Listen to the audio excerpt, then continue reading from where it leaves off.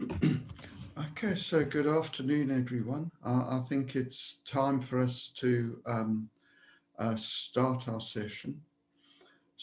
So I've seen that everybody's done this. The first thing I was going to ask is to keep down background noise.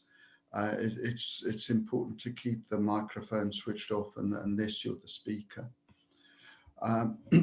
We want to try and follow the timetable. So what I'll do is after 15 minutes, I'll send the speaker a chat message saying your time's nearly up, and then remind them by coming online after 17 minutes. Okay, so our first speaker today is Thanasis Xenakopoulos, who will be speaking to us about hyperbolicity of general relativity in null foliations. Thanasis. Yes, thank you very much, Nigel. Let me share screen. So can you see the presentation?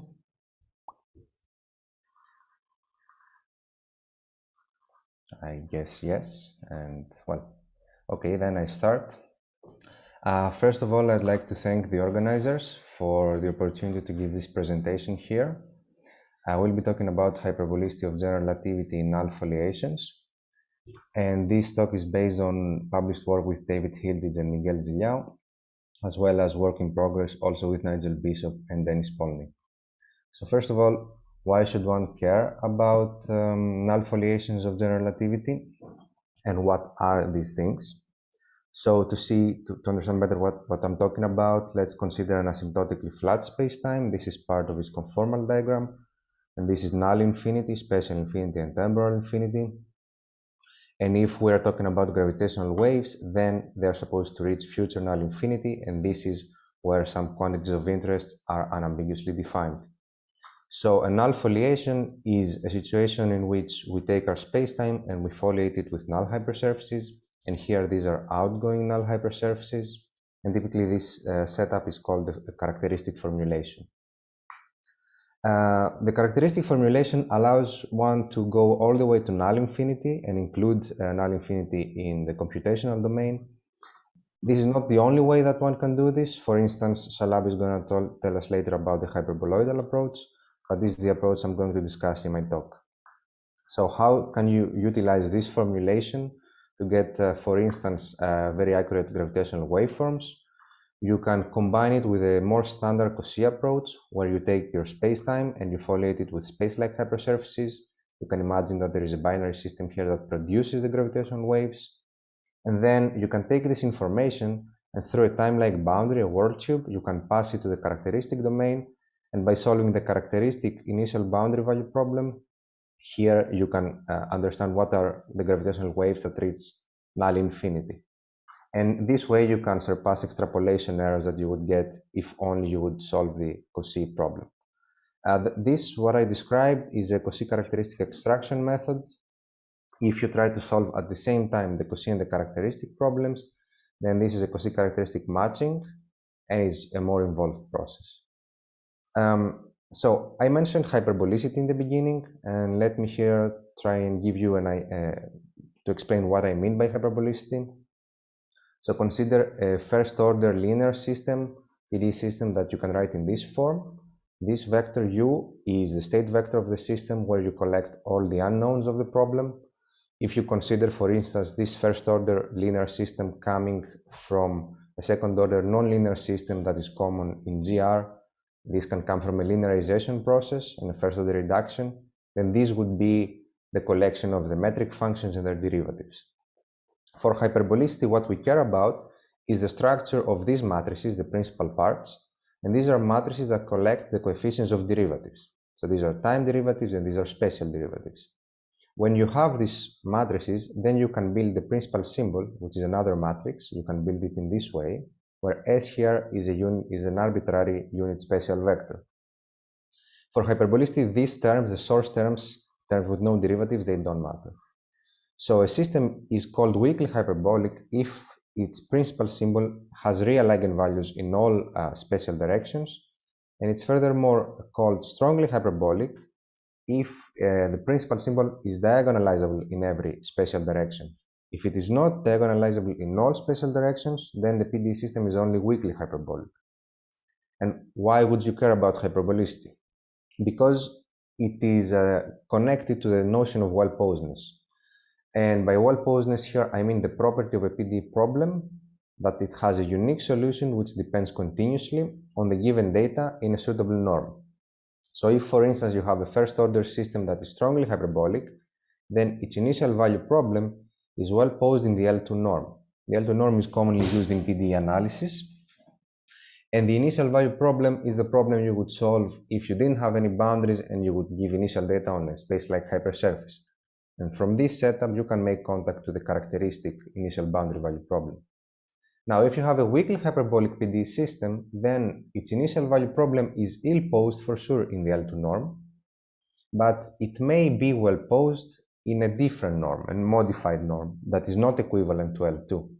However, this notion of well-posedness is weaker than the first one, because this is subject to lower order perturbations coming from source terms or nonlinearities, where this is not true for the strongly hyperbolic system. And why would you care about well-posedness at all? Even if you're not very mathematically curious, but you're solving Einstein's equations on a computer or equations of a different gravity theory, then the numerical solution you can get can only converge to the continuum, the true solution of the PDE problem, if the PDE problem is well posed.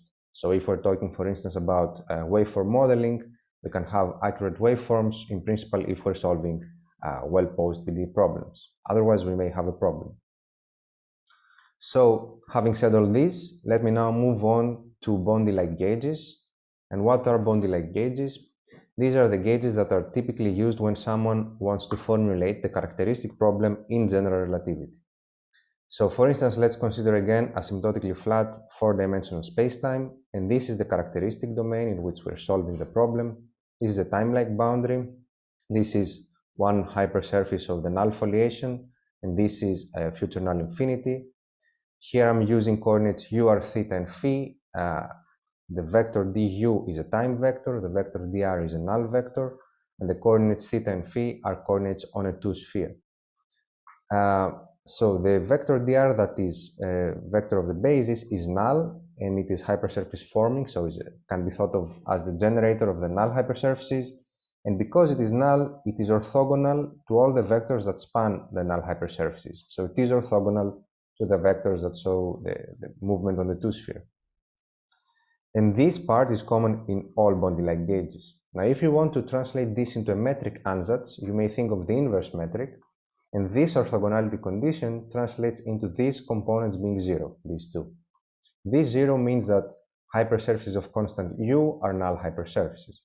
So in such a formulation, if you think about vacuum Einstein equations in 4 dimensions, then the evolution system can be formed by these 6 equations. These 3 equations are constraints that have to be satisfied on the time-like boundary on the world tube, and this is called trivial because once you get a solution from the evolution system, then this solution satisfies the trivial equation. What the different Bondi-like gauges do differently is the way they treat the radial coordinate r, but this orthogonality condition is common in all of them.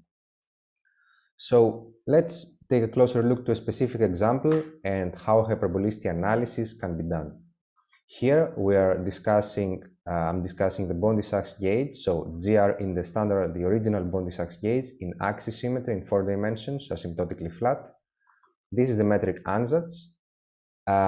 We have 4 unknowns for functions. These are the functions v, veta, u, and gamma.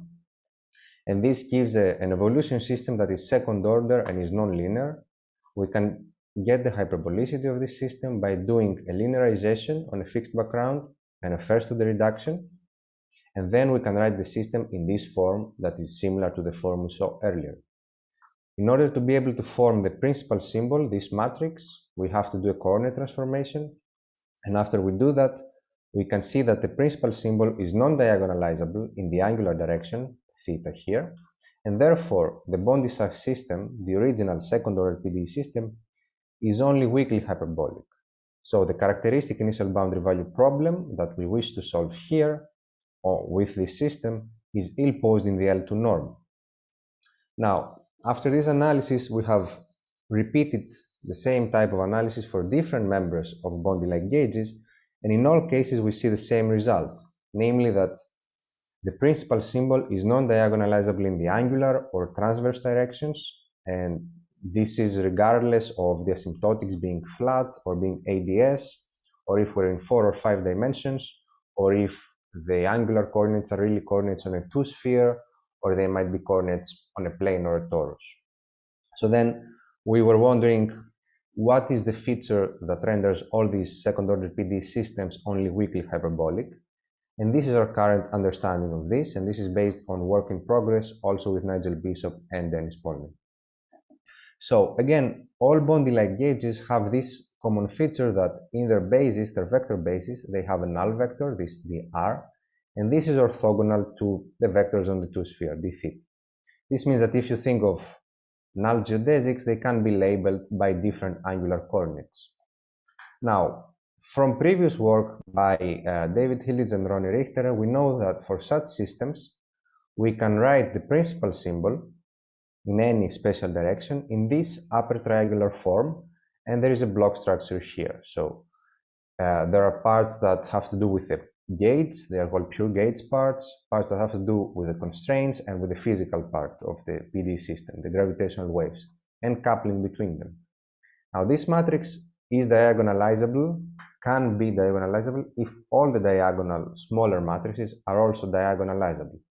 Now this matrix here is the principal symbol of the pure gauge subsystem, and we can analyze this for all Bondi-like gauges, and we see that this, the principal symbol of the pure gauge subsystem, is non-diagonalizable along the angular directions because there is this orthogonality condition, and this is common in all Bondi-like gauges.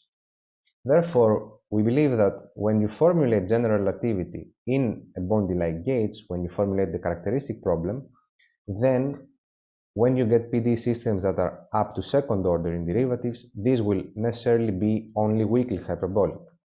However, recently, Justin Ripley was able to get a symmetric hyperbolic formulation, which is strongly hyperbolic, by using the Newman-Penrose formalism and going higher in derivatives. So far we've talked about hyperbolicity, well-posedness, and about characteristic formulations of general relativity. And now next I want to discuss how weak hyperbolicity can be manifested in numerical experiments. And I think that can be useful for people that are interested in numerics. And to do this discussion, we're going to use toy models. And these toy models mimic the structure of the Bondi-Sachs gauge, for instance. This means that they have two intrinsic equations on the null hypersurfaces. These are these ones. This is the angular direction. And they have an equation that has extrinsic derivatives. If you include the box term, then the model is weakly hyperbolic. And if you exclude the box term, the model is strongly hyperbolic. And the way it is weakly hyperbolic, it's the same way that Bondi-like gauges are, namely because of the angular principal symbol being non-diagonalizable. So the strongly hyperbolic model is well-posed, has a well-posed PD problem, characteristic initial value problem, in the L2 norm. And the L2 norm for this system looks something like this, where this domain depends on the geometry that we are working on. And using these models, what we want to do is we want to do convergence tests. And the goal of the convergence tests is to monitor what is the behavior of the numerical error with increasing resolution. So how do we do that? Or what do we have to remember to do that? You have to remember that a numerical solution that I call FH here has an error of order h, the grid spacing, to the power n, where n is the accuracy of our numerical scheme, in comparison to the exact solution of the problem f. Also then, the norm based on this difference is going to be of the same order. Then we can think of solving the same PD problem, but with increasing resolution, and we can think of having three resolutions, for instance, coarse resolution, medium resolution, and fine resolution. Then, by monitoring this quantity by construction can give us the convergence factor for the tests. And then we can monitor the solutions and see how close we are to the theoretically predicted convergence factor. So if we do this type of tests for our toy models in the L2 norm, then these are the results we get. Above you see results based on the strongly hyperbolic model, and below on the weakly hyperbolic model. On the left, you see tests based on smooth data, and on the right, tests using noisy data.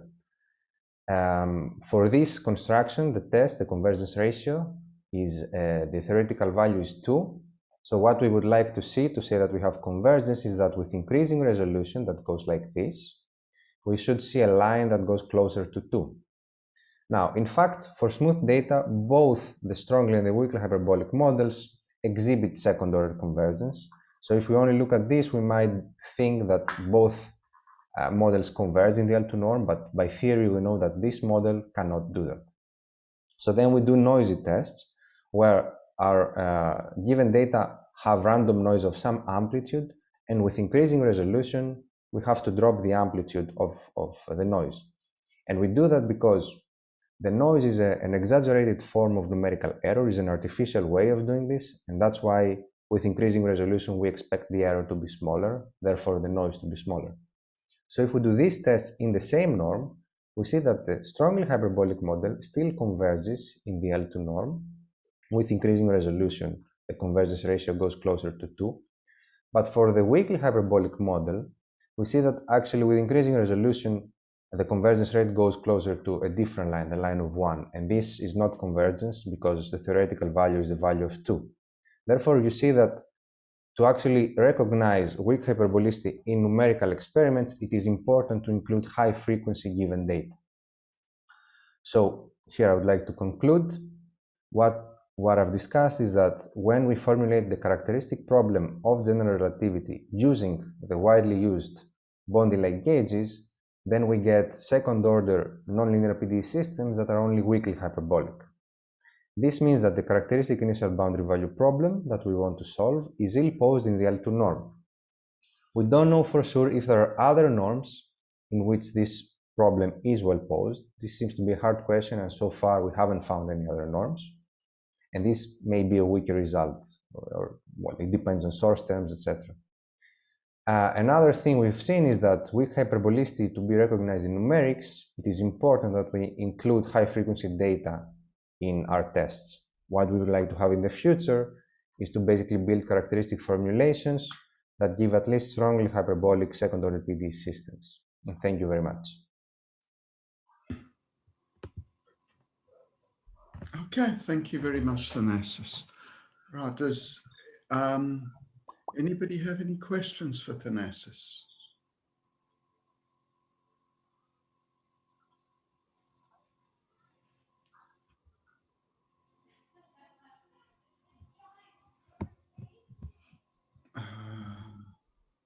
I think if you have a question, just switch on your microphone and ask it.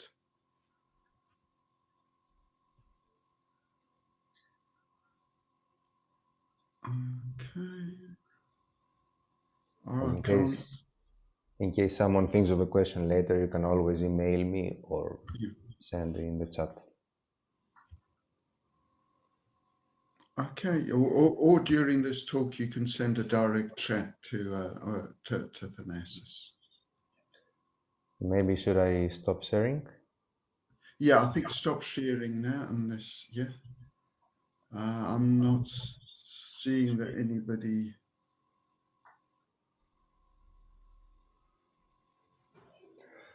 By the way, yeah. Nigel, while I'm talking and I am in full screen, I cannot see the chat.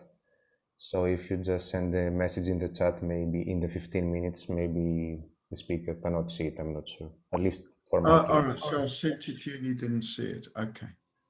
I mean, I was monitoring the time, but in any case, just for your information. Okay. Okay, thanks then. All right, that is worth knowing that. So that's not worth doing. All right, well, thank you, Thanasis. Thank you very much. I'll just clap for everybody because everybody's microphone is off. You only hear my clapping. All right, so thank you, and I think we can now move on to our next speaker. Our next speaker is Shalab Gautam, who's going to be speaking about the Einstein field equations in spherical symmetry on hyperboloidal slices, dual null foliation. So hi all, can you see my screen? Yes, I can see and hear you. Oh, Okay, if great. anybody has any problems, please let me know. You can chat to me. Okay, continue. I'm going to turn off.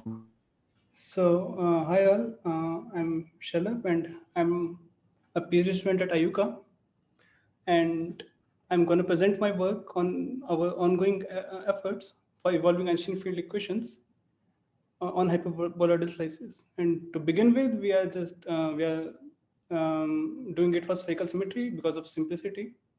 And this work I have been doing with my collaborators Alex and Edgar and my supervisors David and Sukant. So before I proceed, I would like to thank the organizers for giving me the opportunity to present my work in the conference. And in a way, my work can be a natural continuation of what Thanasis has nicely explained, because I'm gonna present an alternative way of including the future null infinity or scribe plus to the computational domain. So first, I would like to give the motivation why we are interested in this problem. So as I told you that as uh, as the ultimate one of the aims of numerical relativity, we also wish to include scribe plus to the computational domain with a well-posed formulation. And Thanasis has nicely explained uh, what well-posedness actually means. And it is because of various reasons, because scribeless is one of the regions where we can unambiguously measure the global quantities of space-times and the region where the gravitational waves end up. And this makes this region an ideal um, uh, surface where we can extract the gravitational wave signal accurately. And if once we include scribeless on our computational domain, we can actually take into account all the kind of back reaction effects for and evolve any system accurately for long times, as long time as we want. And these such slices are also of interest if we wanna study some phenomena of fundamental interest, like weak cosmic censorship conjecture, black hole formation. So there are some existing methods, as Thanasis talked about CCM, and there are two other methods like extrapolation methods and Cauchy extraction. So first two methods, which extrapolation and CCE, they okay. I don't need to explain to this audience. So both of them involve evolving some initial data on a finite space like slice with some boundary data given on it. But these methods have their intrinsic problems. So extrapolation method has systematic errors due to extrapolation, and Cauchy characteristic extraction also has problems because of the place from where we are extracting the signal, which is at finite radial coordinate, and it introduces gauge ambiguities. And because of the boundary data, which we don't know whether it corresponds to the physical or unphysical situation, will lead to actually start affecting the signal as soon as it hits the data from there hits the inner boundary from where we are extracting the signal. And of course, this method of extraction is only one-sided because we are not taking into account of any back reaction effect in the characteristic region. And Thanasis nicely explained the ill-posedness nature of the Cauchy characteristic matching in Bondi size gauge. So, uh, why hyperboloidal slices? How are they interesting? Because, as you can see in the diagram, they are space-like everywhere, but meet scribe plus instead of the special infinity I0. And because of which it overcomes all kind of boundary errors, gain ambiguities, and resolve all causality problems. By causality problem, I mean the back reaction effect, which we take into account uh, from the from the signal at any point. And because they are space-like, we have more gauge freedom compared to the null slices. And since they meet square plus, they reach infinity, these slices are ideal for studying initial value problems where initial data is of non-compact support. So this makes it of more physical interest as well. So now, given hyperbolic slices, what is our approach? So first of all, we need to derive a well-posed formulation of Einstein field equations on these slices. And given that, we also need to derive a discretization scheme which preserves the well-posedness nature of Einstein field equations on these slices. So to accomplish the first task, we use dual Foliation formulation. So what is dual Foliation formulation? It is a formulation in which we can decouple the choice of gauge from the choice of coordinates which we are using on a foliation. So the gauge we will use is generalized harmonic gauge, because Einstein field equations have been proved to be well posed in this gauge by various authors. And using dual Foliation formulation, we can write Einstein field equations in generalized harmonic gauge, but using hyperboloidal coordinates. And for the discretization scheme, actually we need to start from very scratch to derive such a scheme. So I will come to it in the later part of my talk. So first of all, we know that as we use compactified coordinates, so in our case, we are using the scry fixing coordinates, where the future null infinity is at a fixed grid point, but a compactified radial coordinate on a hyperbolic radial slice. So this introduces some coordinate singularities at scry plus. So our first task becomes how to regularize the Einstein field equations on these slices, actually at scry plus. So for this, we use the asymptotic analysis of Einstein field equations. And based on this analysis, we see that various metric components can be divided into three categories, which we call good, bad, and ugly categories. So good categories, good fields simply obey the linear wave equation. So bad field obeys such kind of equation where the real ambition of the bad field is the square of the time derivative of some good component. And the ugly fields obey these kind of equations. And as a result, we can see to the leading order, the good components follow like 1 by r, bad fields like log r upon r, and ugly fields like 1 by r square. So again, this is the asymptotic form of of Einstein equation. These are not actual Einstein equations. So it is the first, the dominant part of Einstein field equations towards chi plus. So physically, we also understand that the good part corresponds to gravitational waves, the bad part corresponds to the Bondi mass, and ugly part arises because of the constant uh, equations. So our way to regularize these equations is to introduce a non-linear change of variables. So we can see that these equations are second order partial differential equations.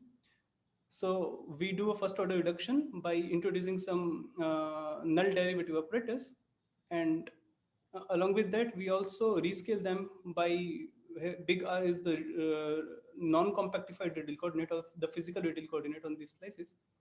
So we first order reduce this system, and we also rescale all the variables like these. So g plus g minus n g, b plus b minus n b, and eta is simply an auxiliary field, and it arises simply because of this term in the bed field. So using so basically this is the part which introduces non-linearities in the bad fields, and by using such change of coordinates, we actually obtain a regularized form of Einstein field equations on these slices, and these are the results. So in the left panels, on our x-axis, we plot the compactified radial coordinate on these slices, and on the y-axis, we just put the amplitude of various fields. So here we are showing two screenshots at two different times of bad fields and ugly fields. essentially u minus and u, b minus and b. And we see that for all times, for these two times, these fields are of order 1 at on each and every grid point. And the result remains the same for long times, and only thing is that the amplitude keeps on getting smaller and smaller. And on the top right panel, we plot the convergence at square plus. So we can see that the blue and blue dashed curves, which are the bad fields at the grid point, which corresponds to square plus, and blue and blue dotted fields, which are ugly fields, they actually overlap. So which means that even at square plus, our convergence order is exactly equal to 2. And this is the convergence order of the whole system in the trivial L2 norm.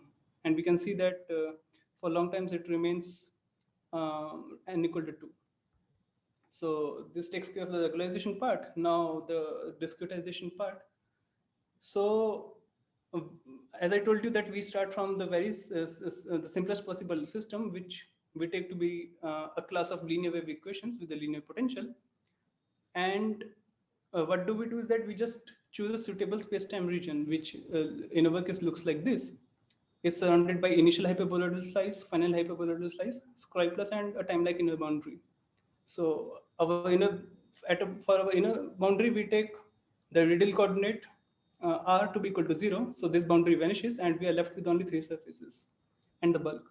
So using Stokes' theorem in this region, we can derive an expression for the conserved energy on these slices for the class of linear wave equations with linear potential. So the next step will be to discretize these equations of motion and discretize this energy norm in a suitable way, and demanding that the energy flux through square plus is some discrete version of the continuum expression. We actually derive our or obtain our summation by part scheme. So this scheme is essentially based on finite difference methods. And in our case, we actually obtained two different kinds of SBP schemes. One is some SBP TEM and SBP stable. So the TEM stands for truncation error matching. So in this scheme, we demand that the error at each and every grid point should be the same throughout the grid from 0 to square. And in our stable scheme, we demand that the E dot should always be non-positive for all times. And other thing which we derive in this paper is some are the extensions of Kreis-Holliger dissipation operators. So these dissipation operators are defined only in the bulk. But since our last grid point is at square plus and we are not using any ghost zones, ghost points outside it, all our finite difference operators are only one-sided at square plus. So we extend this definition in two different ways. And in one extension, we obtain a dissipation operator which satisfies the dissipative property. And in the other extension, we obtain a dissipation operator which satisfies the time property, just like here for all times. And these are the results. So here also on x-axis we have a compactified hyperboloidal radial coordinate, and on y-axis we have time coordinate. So time is not compactified at all, but it is the hyperboloidal time. So level set of hyperboloids simply. And in this plot we see how a narrow pulse on the initial slice leaves and leaks through square plus, and it travels exactly at 45 degrees from small r and small t. And it is because of our artifact of the slices. We made sure that even in hyperboloidal coordinates, our coordinate light speed remains equal to 1. So since we are using some specific energy norm in on these slices, we actually compare our results of discrete energy and continuum energy. So discrete energy comes from our data, which we evolve, and continuum energy from the solution, which we can solve on paper. So we can see a fine agreement between the two for long times. And in the third plot, we actually show the convergence order in our energy norm, which we derived in this paper. and it is you can see exactly equal to 2 for very long times. And in the fourth plot, we show the convergence order at square. And as we can see, it is again equal to 2, exactly equal to 2. And our ongoing work is, in our ongoing work, we are evolving the full Einstein field equations in spherical symmetry on these slices. And essentially what we are doing, we are using the same the results of our asymptotic analysis of Einstein field equations, and the discretization scheme which we derived from the SBP paper. And yeah, since we are working in spherical symmetry, we don't expect any gravitational waves, or basically they are not generated. So we expect that all the fields follow faster than 1 by r towards square plus. So this work is under progress, and our future plans are to lift this summation by parts discretization scheme to full 3D and to a class of nonlinear wave equations which mimic Einstein field equations in generalized harmonic gauge. And since this scheme, as I told you, is based on finite difference methods, we will also work in deriving a similar scheme for spectral methods as well. So that's all from me. So thank you for your attention, and any questions or comments?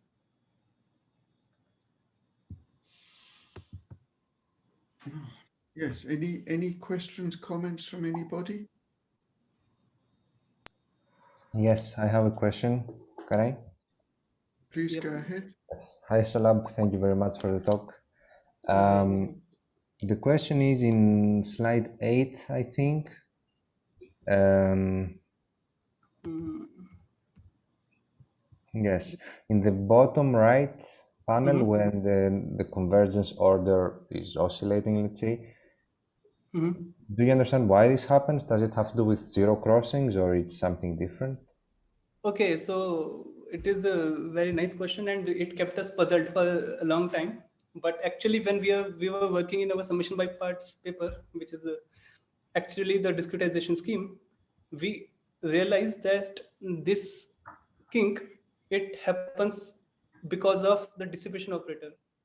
So because it is fourth order, so we are using a second order accurate finite difference operators. So our dissipation operator is fourth order accurate. Is it? Yes. So fourth order accurate, and because and that is why we are seeing this kink. And in this region, our black and black dashed lines are not overlapping. And actually, by increasing the resolution, there is some phase mismatching which is happening at the outer boundary. Uh, so by increasing resolution, that effect is actually diminishing. So that is why this kink size is decreasing as we increase the resolution. So, Mhm. so yeah, Okay, nice. basically this is purely from dissipation. Okay, very good. Thank you very much. Very nice talk. Thank you so much. Anybody else got any questions?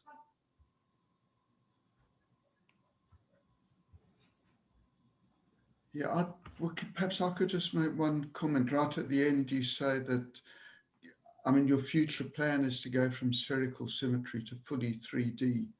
Yeah. I mean, in other cases, that's a major step.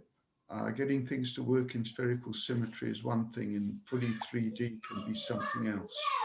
Yeah. Yeah, it is true. Because um, right now we don't know that near the origin how will we design our grid, and away from the origin or away from the z-axis we know how to design our grid. Is it what uh, like this is what you want to ask, or something else? Sorry, what? So okay, so according to you, what is the major step from going from 1D to 3D?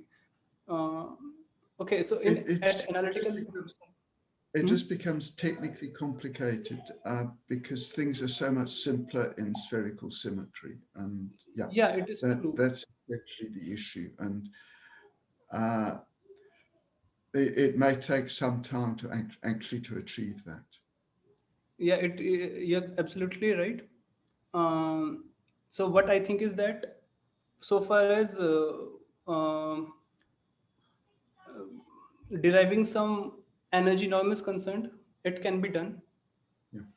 But problem can arise when we design our grid, Yeah. because the coordinates on our two sphere, if we are using theta and phi coordinates, of course uh, they are ill-defined on the z-axis. Phi is ill-defined on z-axis and theta at the origin. So this can be one source of complication, and other um, so I did not think about what other can be. Yeah. uh, Okay, thanks very much. Okay, so I think we've exhausted our time, so let me clap for the speaker. And thank you very much for your talk. All right, now we'll move on to the next speaker. The next talk is eccentric binary black hole surrogate models for the gravitational wave form and remnant properties, comparable mass and spinning and non-spinning case by Tusif Islam. Please go ahead. Thanks. So I will screen share and okay. So can you see my screen? Yes. Okay, perfect. Okay, so hi everyone. I am Tusif Islam. I'm a second year PhD student at the University of Massachusetts, Dartmouth. In this work, I'll briefly summarize an eccentric binary black hole surrogate model for the comparable mass and the non-spinning case, which we have recently developed. This work has been done in collaboration with Vijay, Jackie, Scott, Garab, Mark, Harold, Davide, and Lawrence. Okay, so I will start with some basics about why eccentricity is interesting. So as we know that so far most of the GW detections of binary black holes are consistent with signals emitted from quasi-circular binaries. So this is kind of expected because even if the binary is formed with a non-zero eccentricity, we expect that by the time it enters the LIGO band, the binary would sufficiently circularize, so you will not see much of eccentricity there. But if the binaries are forming in dense environment, for example, in the globular clusters or in galactic nuclei, they may retain some eccentricities even when they enter the LIGO band. So recently we had an event GW190521, and there have been some claims that this event might be an eccentric event, and the eccentricity might range from 0.1 to 0.7, but not because there is no faithful waveform models available. This kind of study becomes difficult to perform.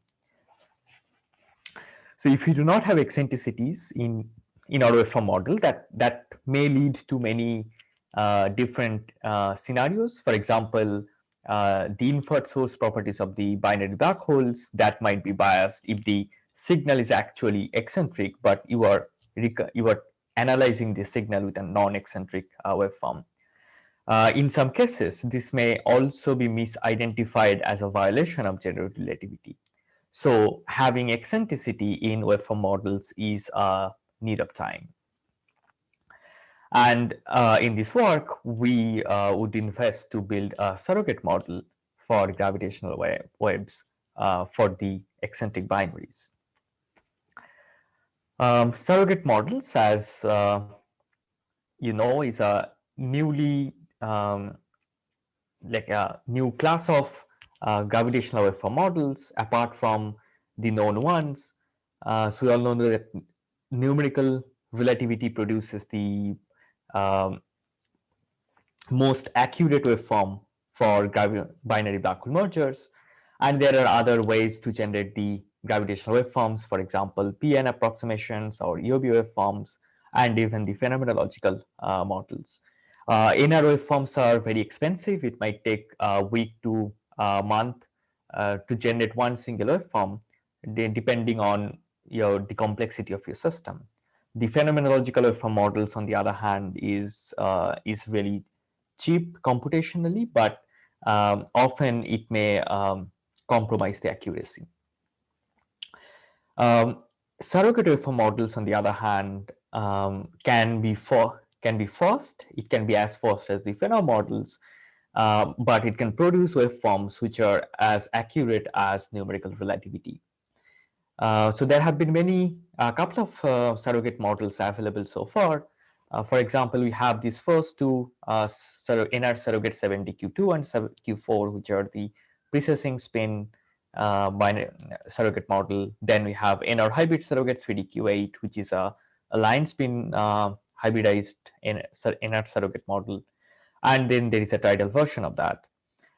Recently, we also have been building surrogate model based on perturbation theory waveforms and then tuning it to NR. So here, we will focus on the eccentric binary surrogate gravitational waveform, and for that we focus on mass ratio 1 system. We have a total of 47 NR waveforms obtained through the spec code in SXS collaboration. Then we model 3 modes here: 2, 2, 3, 2, and the 4, 4. The odd modes are 0 by the symmetry of the system for mass ratio 1. And then to build the model, we first align the waveforms in a common time grid. For that, we align them such that the overall peak is at 0 for all the waveforms. Then we align the initial phases so that they start from 0. It helps to model easily. And then for the dominant 2-2 mode, we model that in the inertial frame, but the higher order modes 3-2 and 4-4, we transform them to the co-orbital frame and model them there. So here is an example of how the waveforms look when you have eccentricity. So first of all, we show the real and imaginary part of the 2-2 mode in the inertial frame, and then for the 3-2 and 4-4 mode, I show the real and imaginary part, but in the co-orbital frame. And as you can see that when you have eccentricity, you have more modulations in your waveform, making it difficult to model.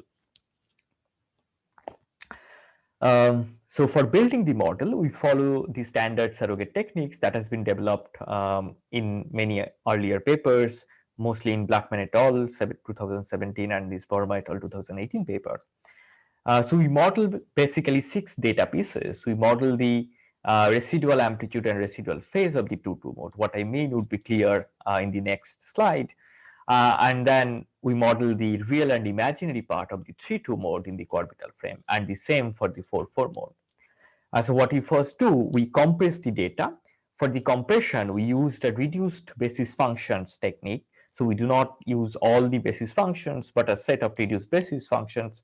And then we used an empirical interpolant, which picks up the most representative time nodes instead of picking up the whole time grid.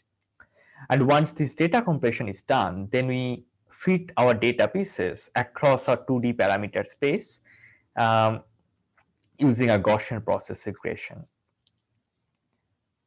Okay. So I mentioned that we have a 2D parameter space. So all the waveforms are mass ratio 1. So for our parameter space, we have 2 parameters. One is eccentricity and the other one is mean anomaly. The eccentricity and mean anomaly, both the parameters are measured from the waveform data itself. So for that, we use this definition given in Moore and Will 2002 paper. So what I show here is in the lower panel, the orbital frequency as a function of time. And the orbital frequency has structures, these oscillatory structures, which has the minimas and maximas that corresponds to the point of furthest distance and the closest distance. So we get this minima, the frequencies at these minimas and maximas, and use this equation to find an estimate of the eccentricity. So eccentricity, this quantifies that how much the binary orbits has departed from the circularity.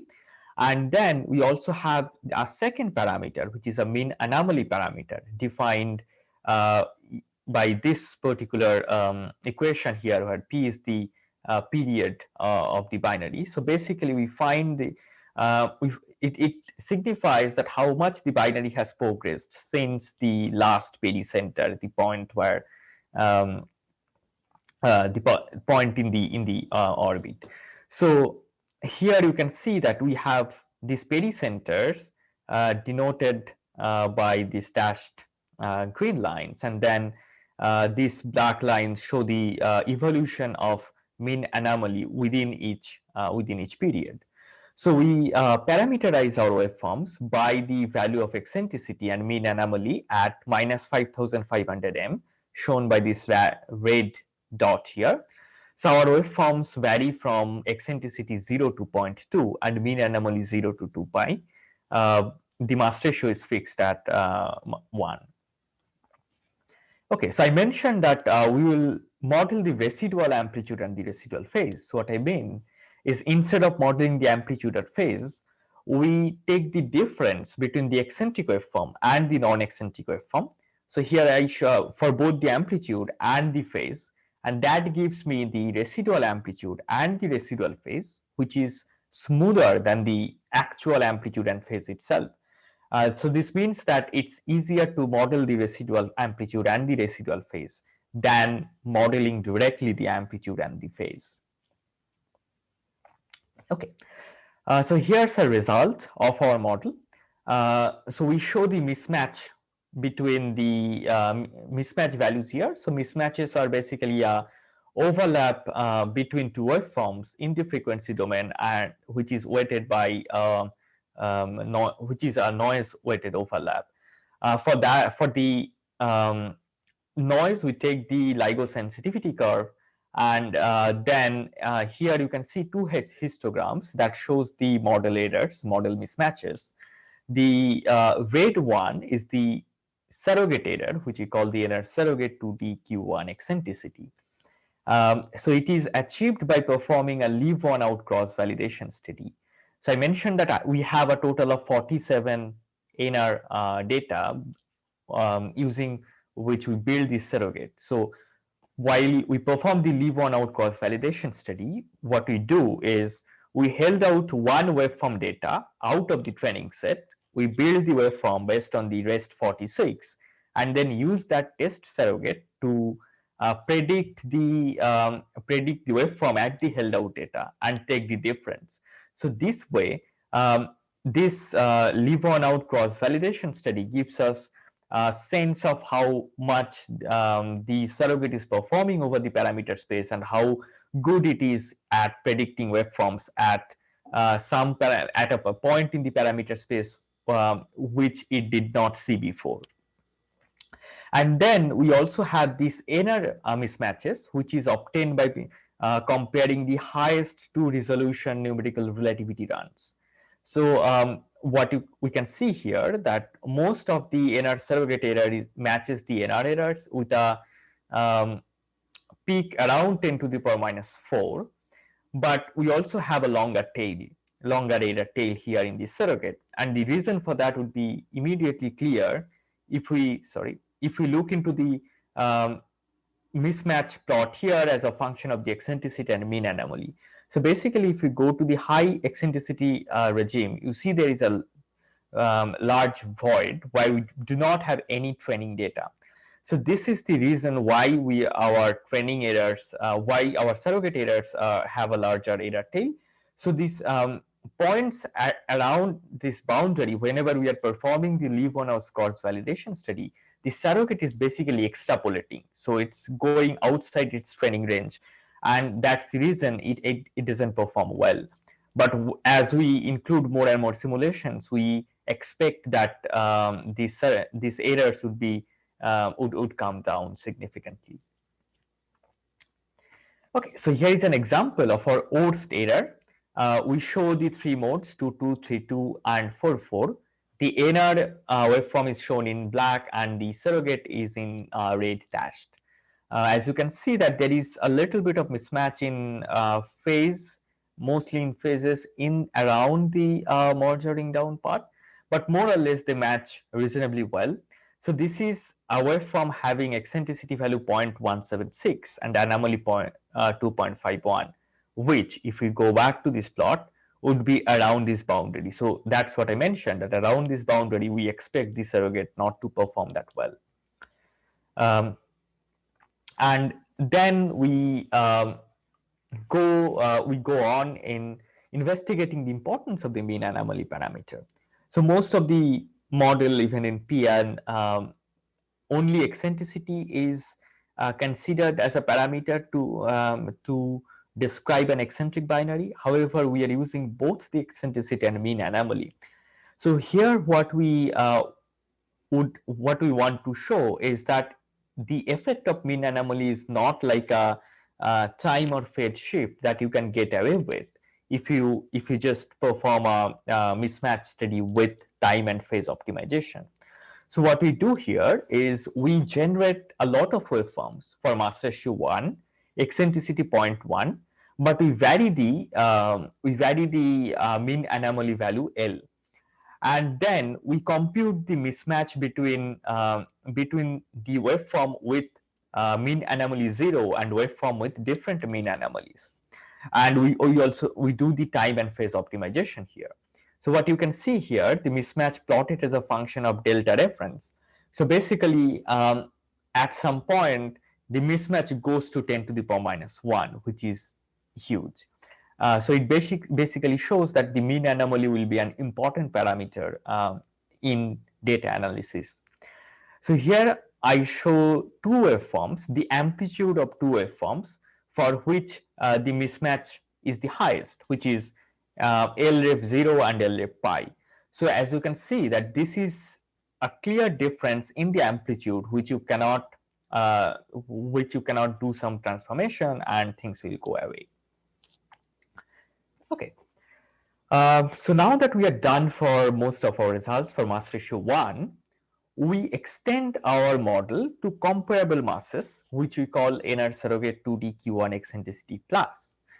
And to do that, we basically combine the two different surrogate model, NR surrogate 2D Q1 eccentricity, which we have just built, with NR hybrid surrogate 3D-Q8, which is an aligned spin surrogate that goes up to mass ratio 8. So what we do is we generate waveforms using this eccentric surrogate at mass ratio. Your time is nearly up. Okay. Yeah, I'll be done in 1 minute. Yeah. So we compute the mass ratio 1 eccentric waveforms, and then we take the difference between the eccentric and non-eccentric waveform at mass ratio 1, and then add that on top of the non-spinning non-eccentric parts of the waveform at the target Q generated by NR hybrid surrogate. So that gives us the eccentric waveform at Q2 and Q3. So here is a mismatch plot as a function of the total mass for mass ratio 2 and 3. We have compared against the available NR simulations, and what we have found is that for eccentricity less than 0.05 for both mass ratio 2 and 3, our model can produce reasonable waveforms. So here is an example of the extrapolated surrogate at mass ratio 3 with eccentricity 0.055. So you can see that the NR and the NR surrogate eccentricity matches quite well. Okay, so I'll just summarize. So we have built a surrogate model for eccentricity for mass ratio 1 non-spinning black holes. The model can be reasonably extrapolated up to mass ratio 3 for eccentricities less than 0.05. And we are currently working on building pushing this model to high mass ratio systems, and also to intermediate mass ratio systems. So with that, I'll stop here. Thanks for listening, and if there are questions, I'd be happy to address. Thank you. Okay, well, thanks for this talk. There's a time for a quick question. Has anybody got a question they'd like to ask? Yeah, if there is a bit of time, I have a quick one. Okay, quick. Okay, just ask a question. Ask away. So for training the models, do you need the minimum amount of waveforms generated from numerical relativity, and does it improve if you keep on adding waveforms? Well, so at some point, like we can find that how many waveforms we might need to achieve target accuracy. Let's say the overall, or the, like, if we go back to here, the overall peak at 10 to the power minus 4 or so. So basically we need to populate this parameter space well, but like at some point the errors would kind of plateau down. So yeah, we know that we can stop there, but this is a bit difficult to know it beforehand. Okay, very good, thank you. Okay, so now I think time's up. So let's thank the speaker again. Thank you for that interesting talk. Okay, our next speaker is Monas Naidu. Monas is going to be talking about matter shells modifying gravitational wave signals. Monas. Okay, thank you. Just set everything up. Okay. My screen is visible.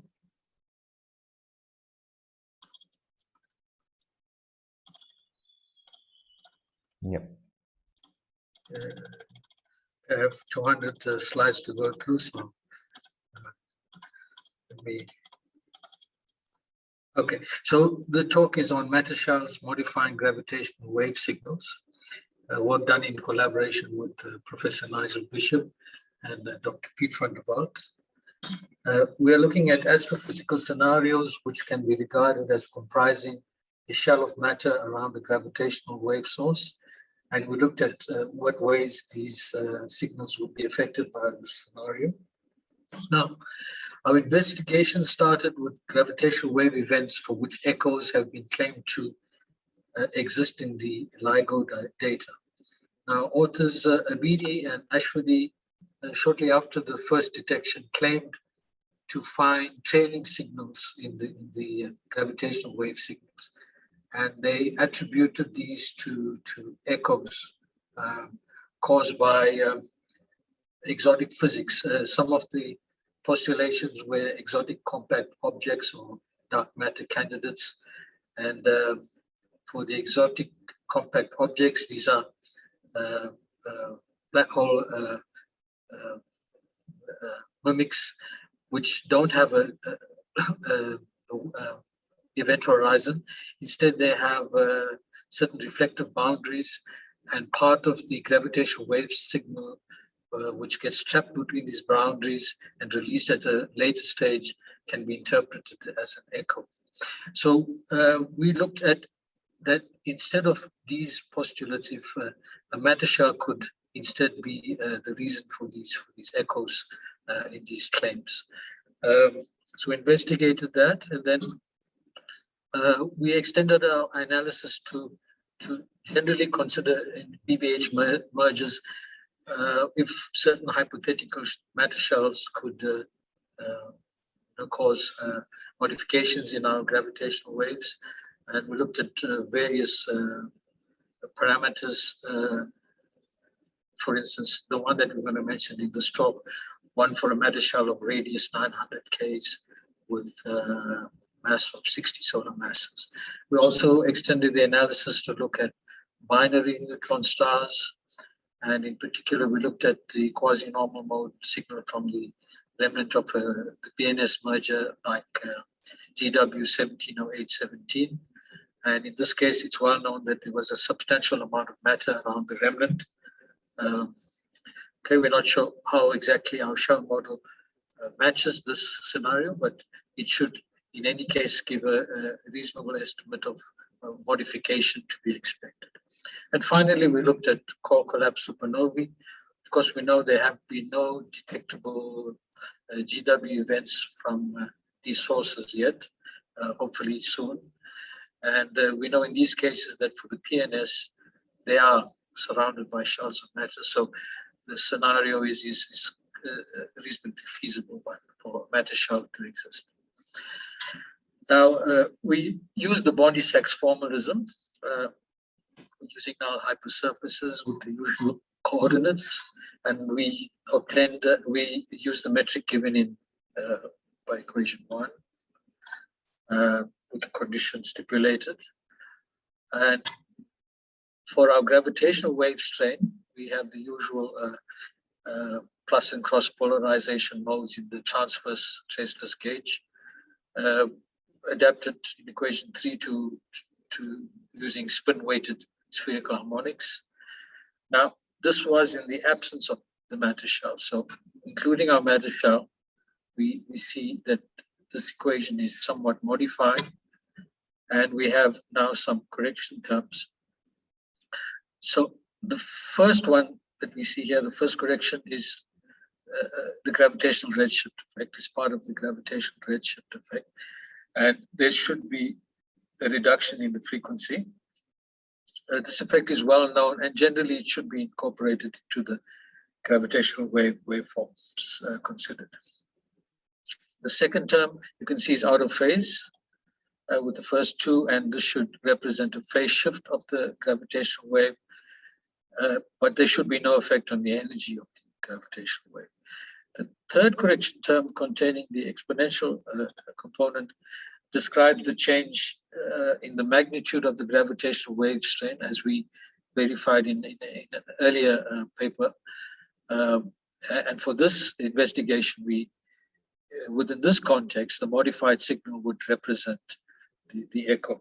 Now, the form of the echo is described quite simply by this equation 5, just three basic parameters there: the mass of the shell, frequency of the source, and the distance of the shell from the source. Now, I just mentioned one or two things from this slide. The first is that in our initial investigation, reference 5, we use a monochromatic source. And we adapted this in this investigation to a burst-like source. We use a Fourier method for the source in our code. And just something else to notice: the time delay is obviously twice the distance because of the time taken to travel. So it's obvious. So returning to Abedi and others' claims, there's been a fair amount of controversy. So there's been several contests to their claims, and so they found it necessary to counter these claims, and they claim to have found further echoes in other gravitational wave signals.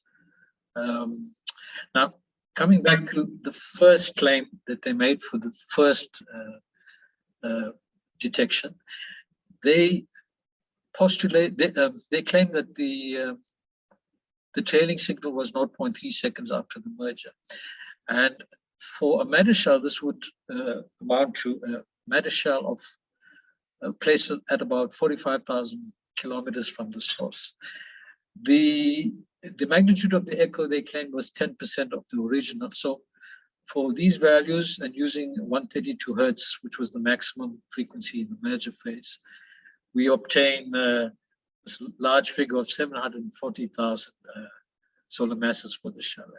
And it's obvious, I think you can see that this would constitute a black hole for a mass at that radius. So we then looked at, they claimed for the first BNS, they also claimed that there was a echo, that they found an echo. And we did this similar analysis.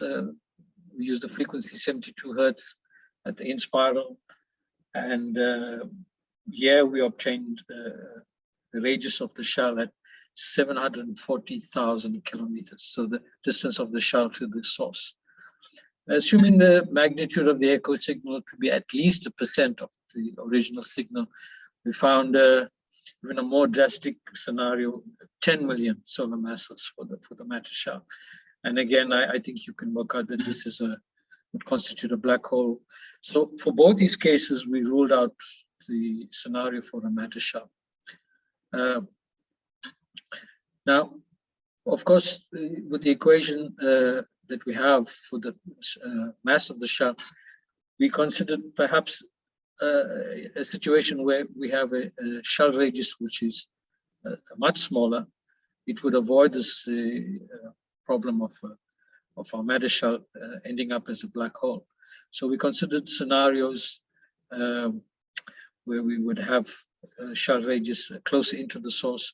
Of course, then because the effect so closely follows the main signal, we see this more as a modification than as an echo. So we took this example, which I mentioned earlier, shell mass 900 Ks, 60 solar masses, and we put it into our code, and we obtained a reasonably good result for the modification. It's clearly discernible. There's a change in the magnitude of the amplitude. It's an increase in the amplitude. There's a phase shift, and we see here that the magnitude of the amplitude is more increased at earlier stages because the frequency is lower for the earlier part, as we mentioned here. At earlier times, the modification is larger. There are some caveats. Of course, we took a weak field source, and another caveat is that, of course, any signal reflected would be partially absorbed by the black hole, so it would further reduce the echo. Now, we moved to neutron star mergers, and we looked at 1708-17 in particular, which ushered in an era of multi-messenger astronomy. So there was, in the post-merger, it was detectable in the EM spectrum. There was also a high SNR, signal to noise ratio. Parameters are well known for this event. And the problem, though, is that the signal was only observed until the in-spiral phase. But we can assume that either a neutron star or black hole was produced, in which case the gravitational waves in the lowest quasi-normal mode would have been produced. And we can take this to be around, our calculation was 2 kilohertz for a neutron star and 6 kilohertz for the black hole. So we use these two values. We use the matter shell, reasonable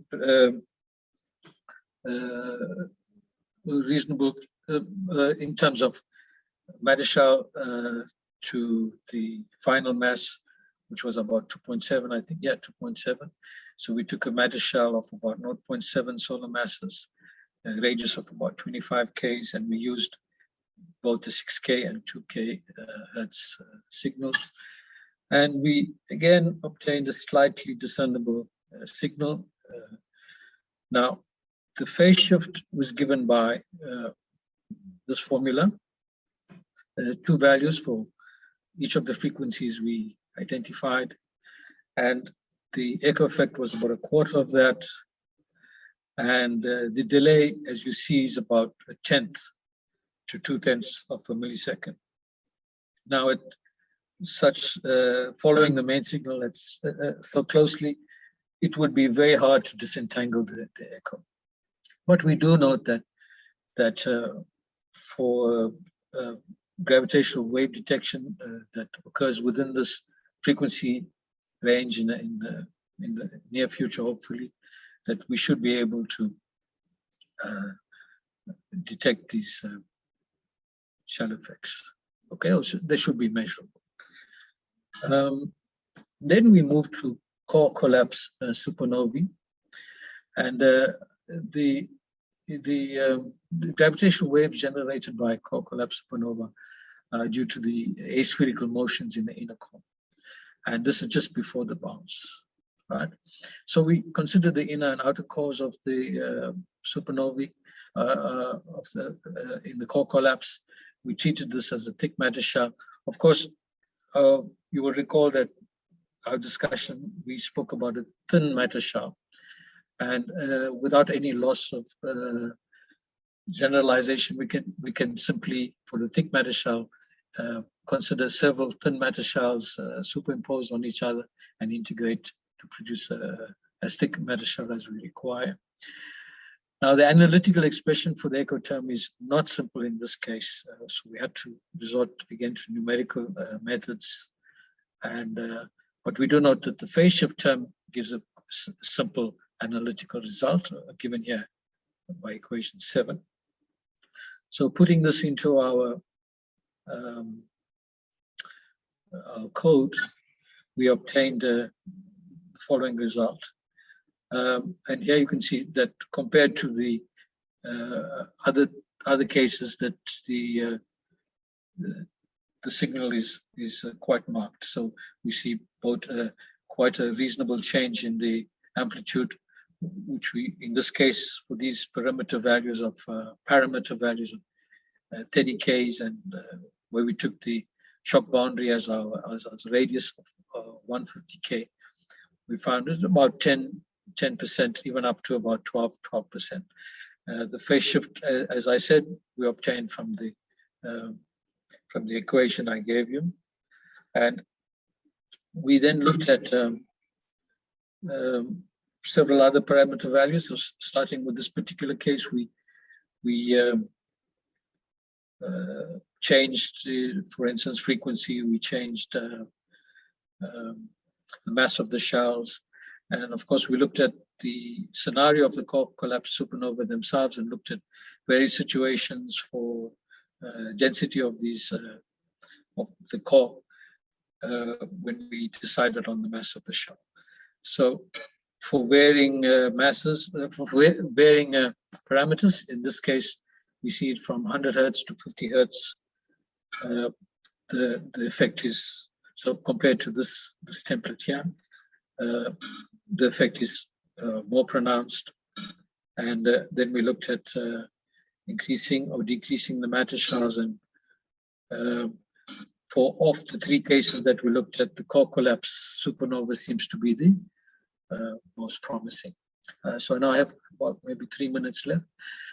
So to summarize, our conclusions are, we can say without any doubt that matter shells cannot be responsible for those echoes that have been claimed to be present in the BBH and BNS detections. We don't want to get involved in that controversy, but we can simply say that matter shells can be ruled out, and if the claims are confirmed, then it necessarily has to be exotic physics.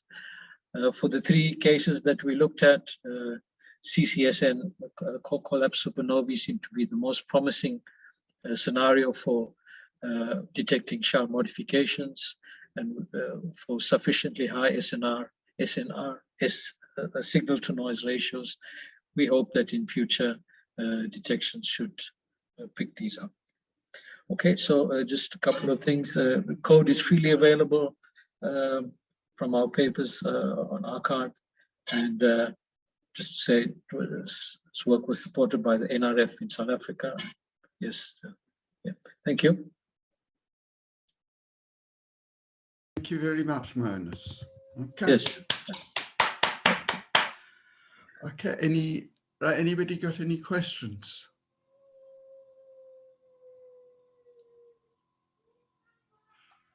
Yes, I have one. Yes, sir, Thomas. Go ahead. Thank you very much for the talk.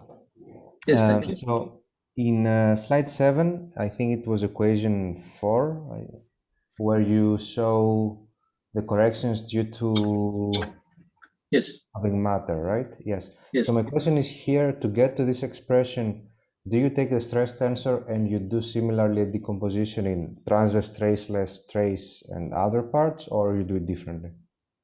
Yes, I think that was the way that we did it. Yeah. Okay. Thank you very much. Yeah. Thanks. Okay. Any other questions? Okay, well, if not, let's thank the speaker again. Sure. Okay, and then move on to the, okay, so if we can stop screen share, yeah, great, thank you. Then we move on to our next speaker, who's Matthias Hanaska, and he's going to be talking about gravitational wave signatures of the Hadron quark phase transition in binary compact star mergers. Okay, Matthias. Okay, thanks a lot for giving me the opportunity to talk here. So today I want to focus on binary neutron star mergers, and I will especially look here at the energy momentum tensor where the equation of state of neutron star matter enters, and include there a hadron quark phase transition. A hadron quark phase transition is often visualized here in this QCD phase diagram, where we have here the temperature, here the density. Here you see a heavy ion collision experiment, which produces matter which is really high. These are these lines over here, which heats up the matter, but the density gets not so high. In the interior of a neutron star, however, we have here the regions of really high densities, up to 3 times, 4 times normal nuclear matter, where so typically normal neutron star is mainly composed out of neutrons with a little bit protons and electrons, but if you go to such high densities, then the neutrons come so dense to each other that the substructure of the neutrons and protons appear, the quarks, and it's expected that here first order phase transition is going to happen. And so we do not have then a neutron star, we have a so-called hybrid star. So this is a picture of such a hybrid star where you have the surface, an atmosphere and a crust. Then coming more to the interior where normal nuclear matter is, you have the so-called hadronic phase where neutrons appear, and neutrons and protons build a fluid. And if you go to densities up to 2.5 times normal nuclear matter, also hyperonic particles could appear. These are confined hadronic particles, but with a strange quark. But the main thing, what I want to focus is the transition from these hadronic confined particles to the quark-gluon plasma. And one is unclear how this construction should go. Should one use a Max or Gibbs construction? Within such a Gibbs construction, one could have a mixed phase region where one get these pasta structures. So this is the interior of such a hybrid star. Here you see now a model, it's called the Alf2 model, which contains a hadron quark phase transition at 3 times normal nuclear matter. Here you can see the density on the equatorial plane, the inner part here. Here you see the red contour line is above 3 times normal nuclear matter. Here you see the gravitational wave. It gets denser and denser and then collapses to a black hole later. However, I said that this Alf2 model has a hadron quark phase transition.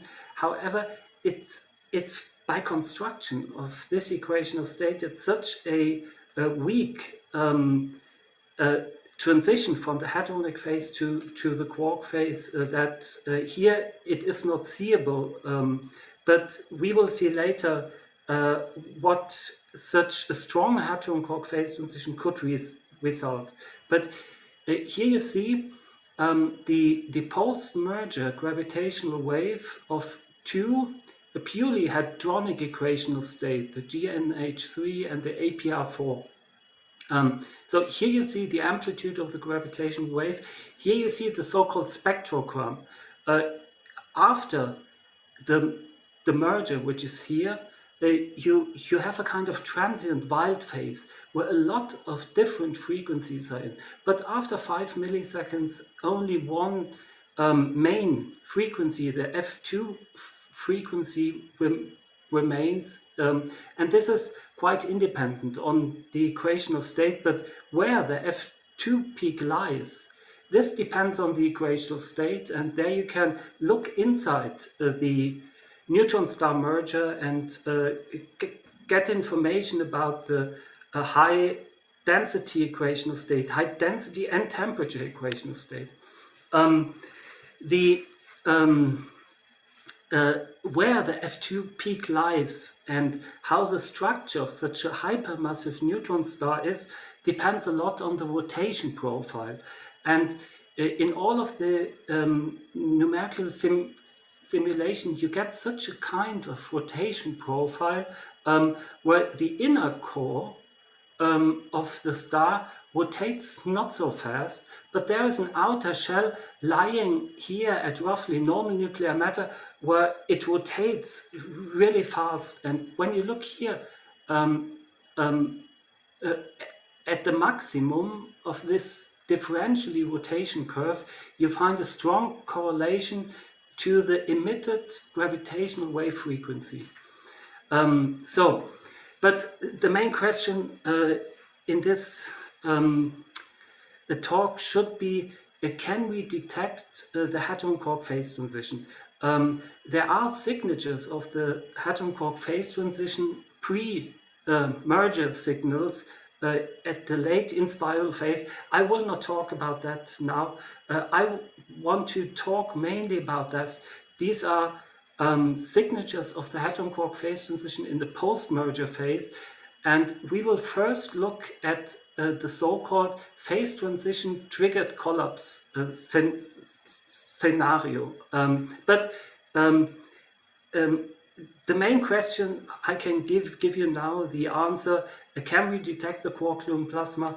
Yes, we can, and probably in the near future, when O4 comes, with a little bit luck, we might see it. So this phase transition triggered scenario is the following. Here you see the gravitational wave of two equational state. These are the same equational state, but the red one has a hadron-quark phase transition in the black one not. You see that the first thing, the gravitational wave, so the black hole collapses earlier to a black hole when hadron-quark phase transition is in, and exactly at this moment here, the quarks appear. This is a high mass simulation. I will now focus a little bit more on the a little bit lower mass simulation, which we have here, where we get after some time in the in-spiral phase, a kind of dephasing of the gravitational wave in respect to the run without a phase transition, and then we get the collapse to a black hole at earlier times. And I want to explain you now what the matter inside this hypermassive hybrid star, one should say, is doing by looking at such a plot. I will maybe stop the video here. So we are now just right before merger. At the background, you see the phase structure of the equation of state, what we have. Here at the black region, we have totally confined matter, neutrons, protons, hyperons. But here we have portions of quark in, so the deconfined phase transition. But what you see here, this is the star, the temperature and density structure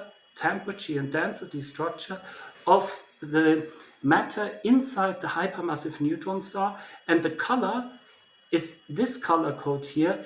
The color is the position inside the star where this fluid element is. So now merger comes, and this is the violent transient post-merger phase. Yeah, these high temperature hotspots which moves here, these are a little bit deconfined, and they make the dephasing of the gravitational wave signal.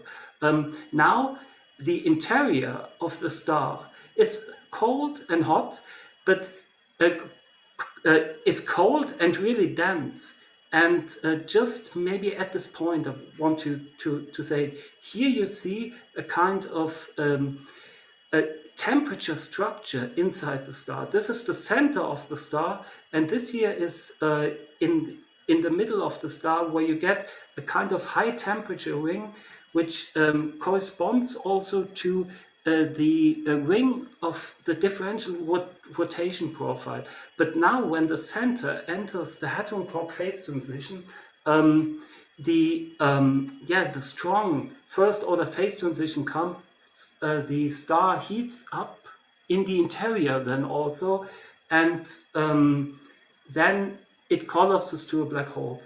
And now we have changed here the density scale to logarithmic scale, and you see such a structure of a strange bird.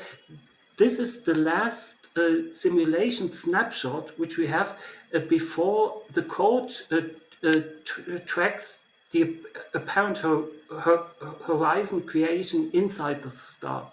So there the black hole is formed, and this is the last picture what we have. I will talk on Thursday about this structure.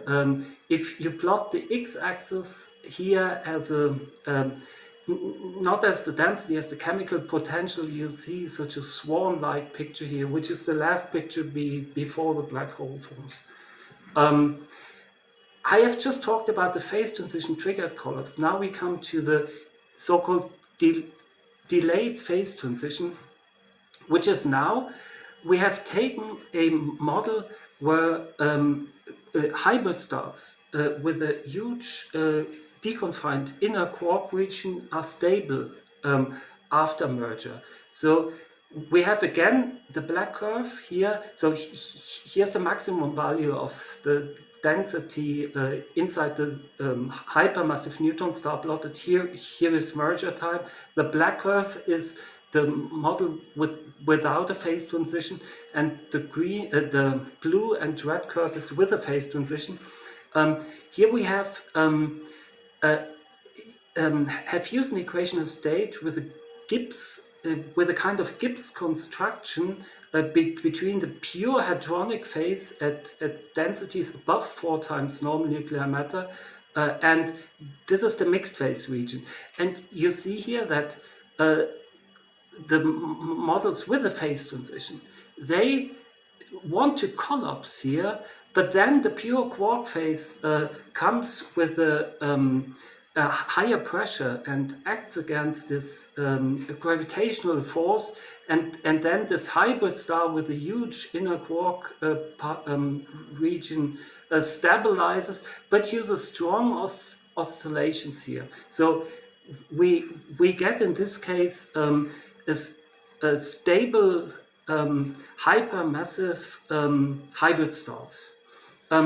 We look at the structure here after 8 milliseconds and look how this looks like.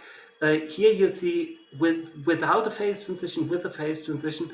With a phase transition, the density in the interior is much higher. The star is much smaller. So this is the density structure. This is the rotational profile, the omega. You see that with a phase transition, the star speeds up and it rotates much faster than in this case. This is the frame dragging here, which is also here much more. And you see by eye that the emitted gravitational wave measured here as plotting the real component of the wild scale up psi4, you see that the frequency is here with a phase transition much higher than here. And this we also see when we compare the spectrograms here. So this here is without a phase transition, the F2 peak stays here, and here's with a phase transition. When the star collapses to the smaller, faster rotating hybrid star, then the F2 peak shifts here to a higher value. Yeah, you see it also when you look at the gravitational wave spectrum. In the case without a phase transition, you see here the typical F2 peaks, but here you see in principle 2 F2 peaks. One is for the later phase where the hybrid quark star forms, which rotates at a higher frequency here. You see also when you plot here the instantaneous gravitational wave frequency, against the maximum value of the rest mass density, that when the star compresses here, it speeds up, and as a result, the instantaneous frequency gets also higher at these maximum values here. When you look at 3 milliseconds, 6 milliseconds, 30 milliseconds after the merger, you see here a kind of one-sided asymmetry in the density structure. Yeah, and this causes also the gravitational wave 1-2 amplitude to have a greater amount. So I have to speed up a little bit. So this was the delayed phase transition. Now I want to talk about the prompt phase transition. These are works by Bauswein and Fischer. They have also constructed a strong hadron quark phase transition in the interior, but there they get, right after merger, they get the separation. Here the black curve again without a phase transition. Here you have a phase transition. So after the merger, when they include the phase transition, because they have included it at quite low densities, the hybrid star transforms right after the merger to a much more compact object. And if they plot the peak frequency of the spectrum, they see a deviation from the universal relation of different equation of state when they include a hadron quark phase transition here. So just two very recent works is one by David Radice, Ignazio Bombacci, where they have also included the hadron quark phase transition, a really good temperature dependent model, but they have a much smoother phase transition as we had or as Bauswein had, and as a result they do not see much in the they do not see a big difference in the change of the F2 peak, and as a result in the deviation of the universal relations. Here is also one, and here they focus, but here they focus also at the kilonova curves, which is interesting, which you can read here, or in this paper here, they focus on the magnetic fields and had a hadron quark phase transition in. Just at the end, I want to advertise one additional, more funny talk, which I will give on Thursday,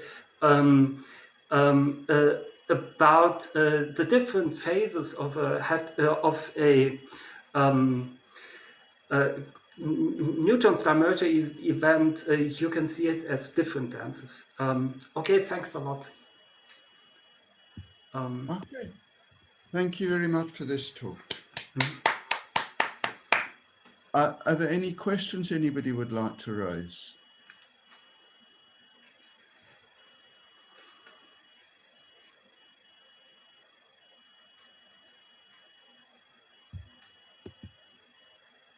Anybody got any questions anywhere?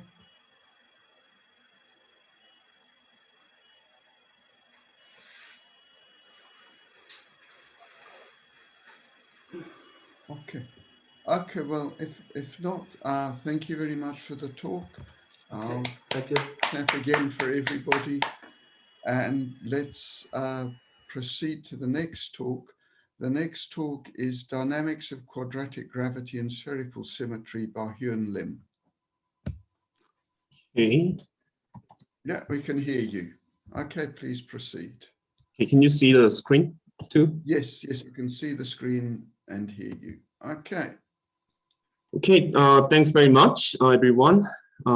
So it's my pleasure to share our recent result with Aaron Held about the some nonlinear dynamics of the quadratic gravity and spherical symmetry. So this might be too obvious for all of you, but like now we are really entering the new era to investigate the universe using both gravitational waves and also possible EN counterparts. And then again, most of you already heard about the news from the part of the LIGO O3b. They released 2 data from the gravitational wave from the neutrons, the black holes. And also now we have event horizon telescopes to check it. And then in near future, there are way more different gravitational wave observatory to cover a lot different frequency range from the compact object merger, massive binaries and stochastic, supernovae, etc. So now we can really test general relativity and also possible beyond theory in strong field regime.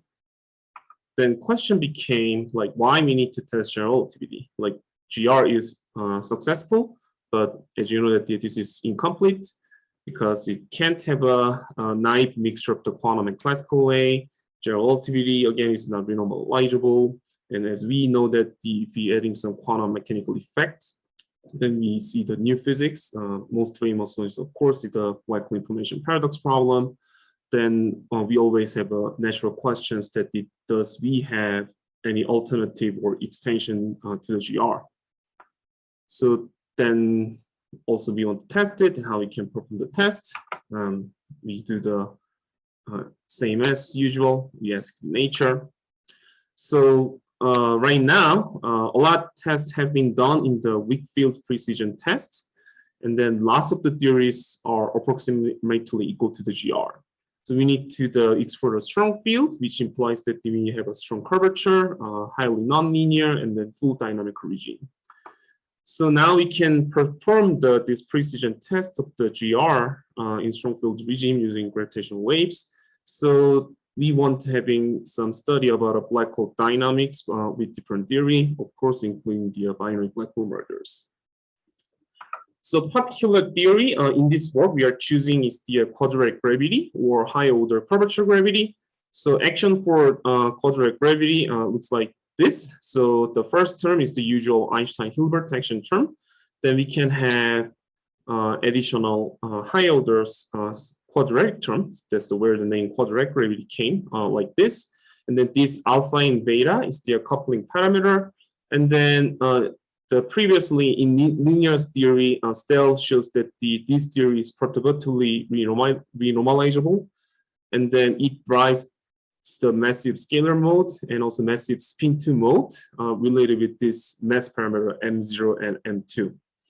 And then due to this high order curvature nature and also massive spin2 mode introduced Ultra-Gradisky instability, which shows that there's some physical instability, which we do not want to do that. So then, again, in this work, we want to study the dynamics about a quadratic gravity using the numerical simulation. So we need the good initial value boundary problem. To have that, we must check that some well-posedness of the system.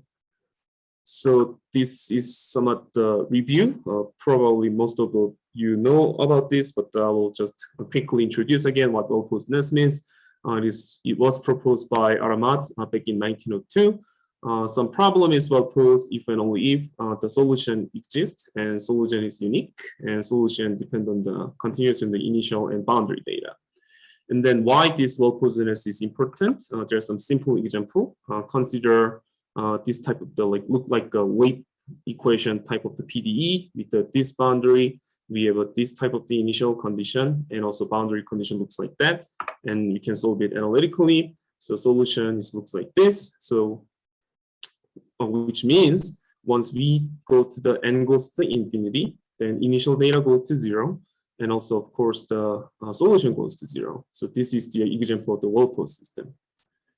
And then when we change the sign with our system and keep the exactly same initial data boundary condition and also the size of our domain, then now solution changed to looks like this, which includes the hyperbolic sign. So in this case, if n goes to infinity, initial data still goes to 0, but now our solution goes to infinity. So this is the example of the ill-posed. So that means that if we have some small perturbation at the initial time, that can produce arbitrarily large solution at given finite time.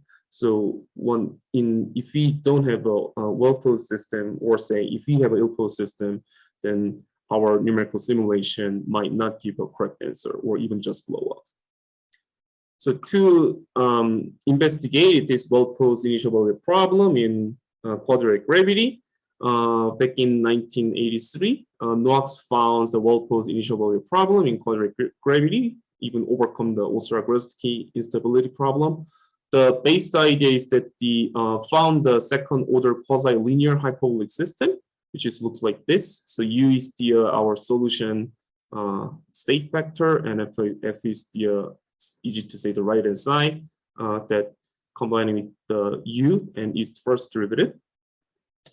And G is the metric tensor as usual. That also consists with our solution vector that makes some diagonalization term. So in that form, so in the given quasi-linear diagonal second-order hyperbolic system, and also with some initial data constraint, and you can have a well-posed initial value formulation. So that's the idea, mathematical proof about it.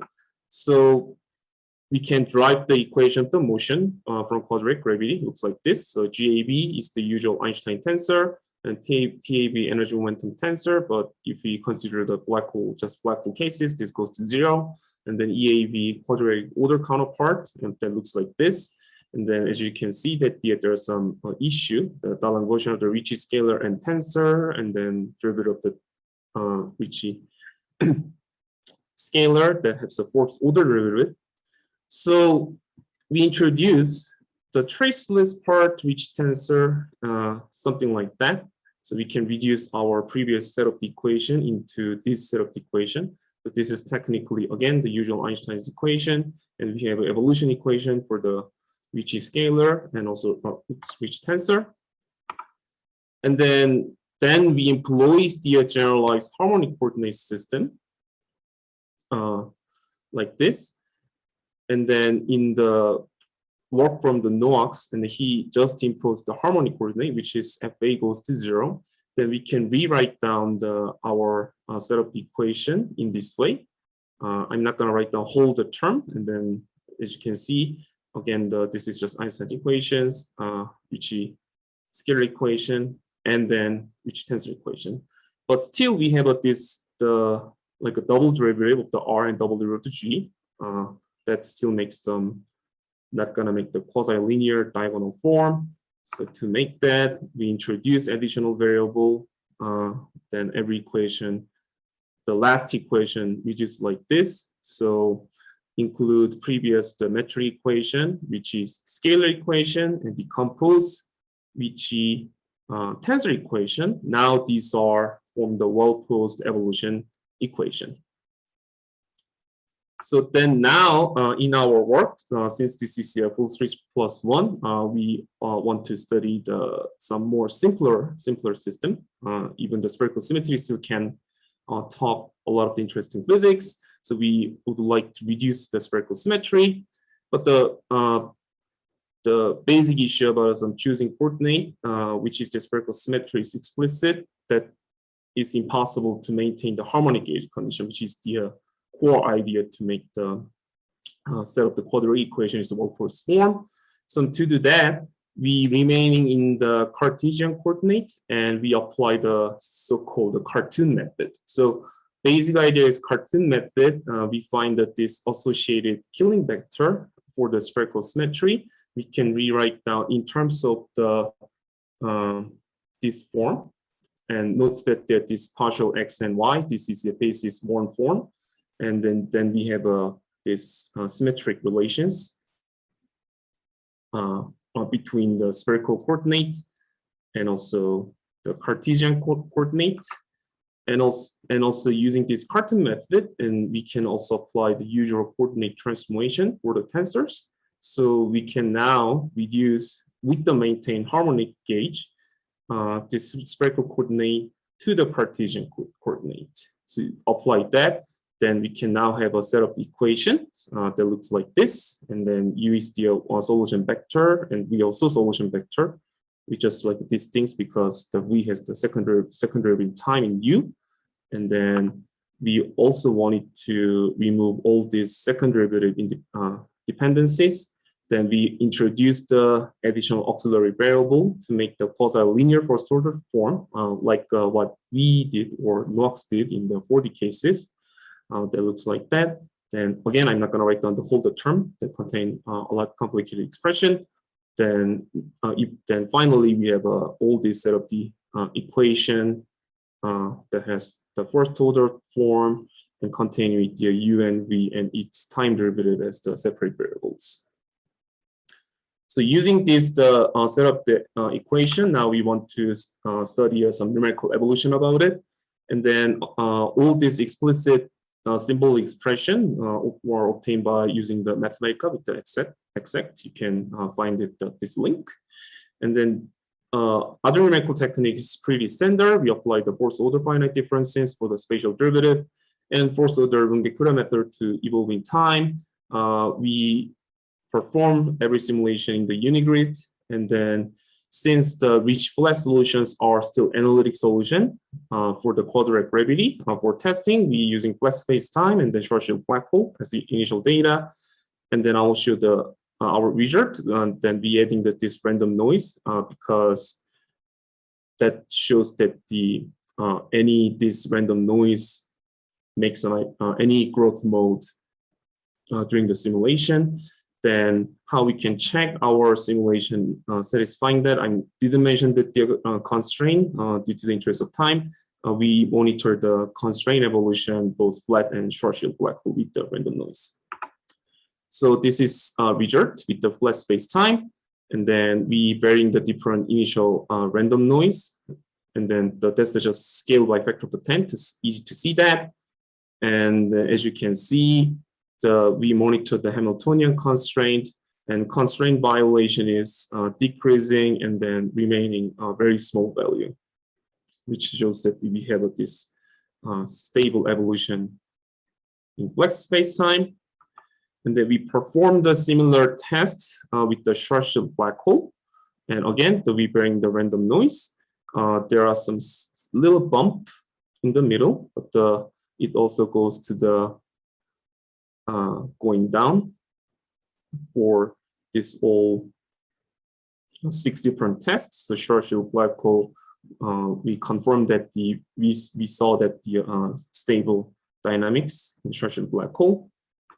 And finally, I will talk why we did it later. We varying this M0 and M2, this coupling masses, to see the different type of the quadratic coupling system makes in any different on our dynamics.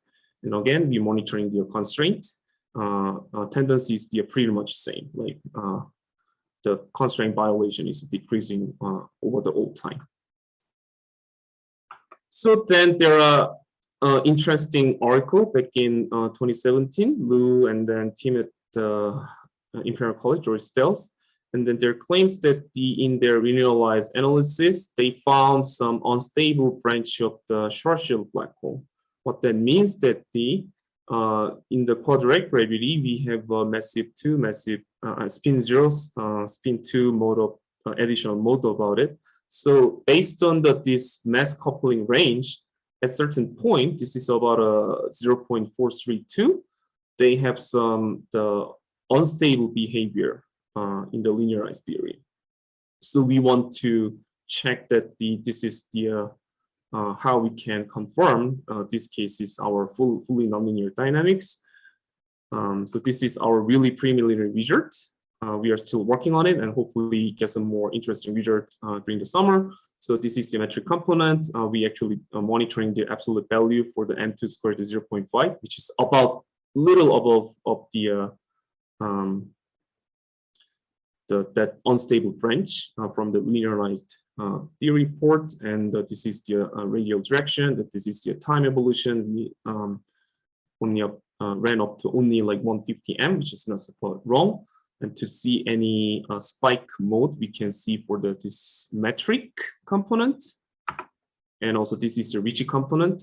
So ideally, Schwarzschild black hole is the Ricci flat, so we should expect that unlike a metric, when we observe this Ricci component, most of the values should be really small. But in this contour plot, we still see that the slightly some spike behavior, even the far from the horizon. So this is just to kind of the working on it, because based on the linear theory, this is slightly over that. So we are now fine-tuning it about this M2 square value to see when we can see or we cannot see this unstable or stable black hole behavior. So this is most about it. So we enable, again, as I said in the introduction, we now enable to test beyond zero theory using gravitational wave. And then we are perform first, based on our knowledge, we are perform first nonlinear stable numerical evolution of quadratic gravity. And then we are still exploring stable or unstable black hole branch in quadratic gravity. And then in this work, we are currently focusing on spherical symmetry, but indeed, we are still working on the full 3+ on evolution and also binary black hole merger. So that's the like example binary black hole merger using the code Dendro. And this is, again, open source code is publicly available. You can see this, and then hopefully we will extract the gravitational waveform from quadratic gravity soon.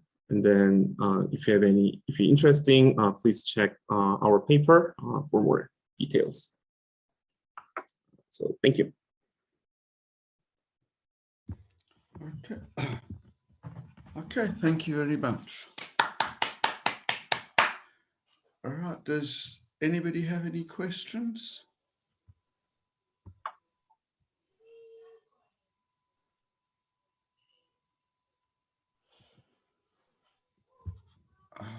I have a question. Can you hear me? Okay, please go ahead. Thank you for the nice talk.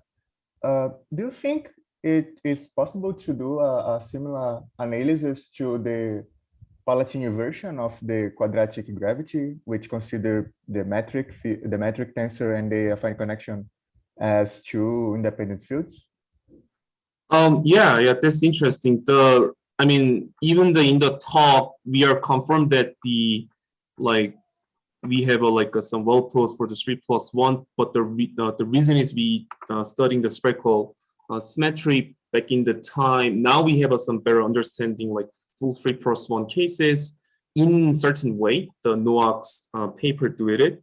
And then we are also exactly searching for the possible different formulation that still pose the well pose initial value problem. And then naively say, just usual naive, varying the action didn't work.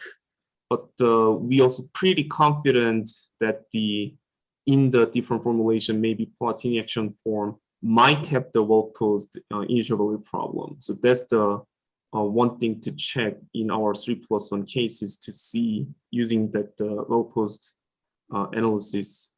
Can we actually having different type of the well-posed system? And then I know that the different people who working on this beyond GR theory in numerical simulation, they are actually try to find the set of the formulations in the high order curvature gravity or in general FR type of the gravity. Thank you. Thank you. And any other questions? Any further questions?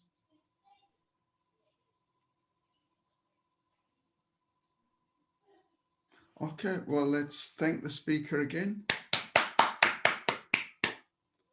Thank you. And then let's move on to the final talk of this session, which is memory-like effects due to relative velocity and acceleration by Alexander Grant. Please go ahead. All right, can everyone see my screen? Yeah, and I can see you. I can see the screen and hear you clearly. Thank you. Okay, great. So I'd like to thank the organizers for letting me give this talk on memory-like effects due to relative velocity and acceleration. This is work that I've been doing with David Nichols. So before we get into the memory-like effects, I'd like to briefly review what the memory effect actually is. So this is an effect that causes a pair of observers with some initial separation, but no initial relative velocity or acceleration, to, after a burst of gravitational waves, have a different initial separation from their final separation.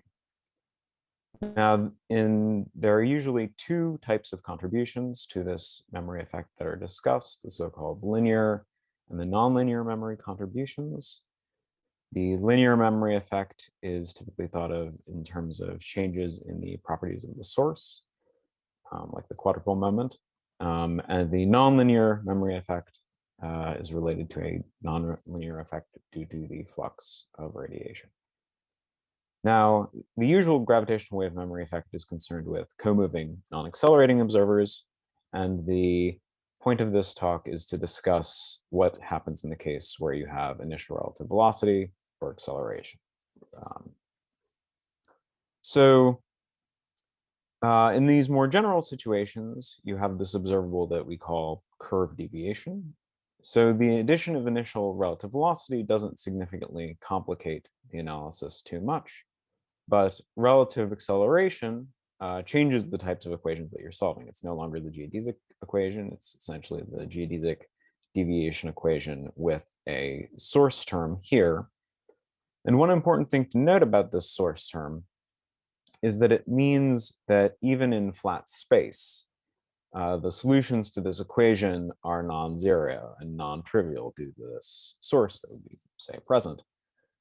And so in order to sort of neglect this type of contribution, which we're not interested in, we're interested in the effects of gravitational waves, we subtract off a solution to this equation, which removes all the sort of flat space kinematic effects, and we get this observable that is the difference between the final separation and this kinematic solution here, and we call this the curve deviation observable.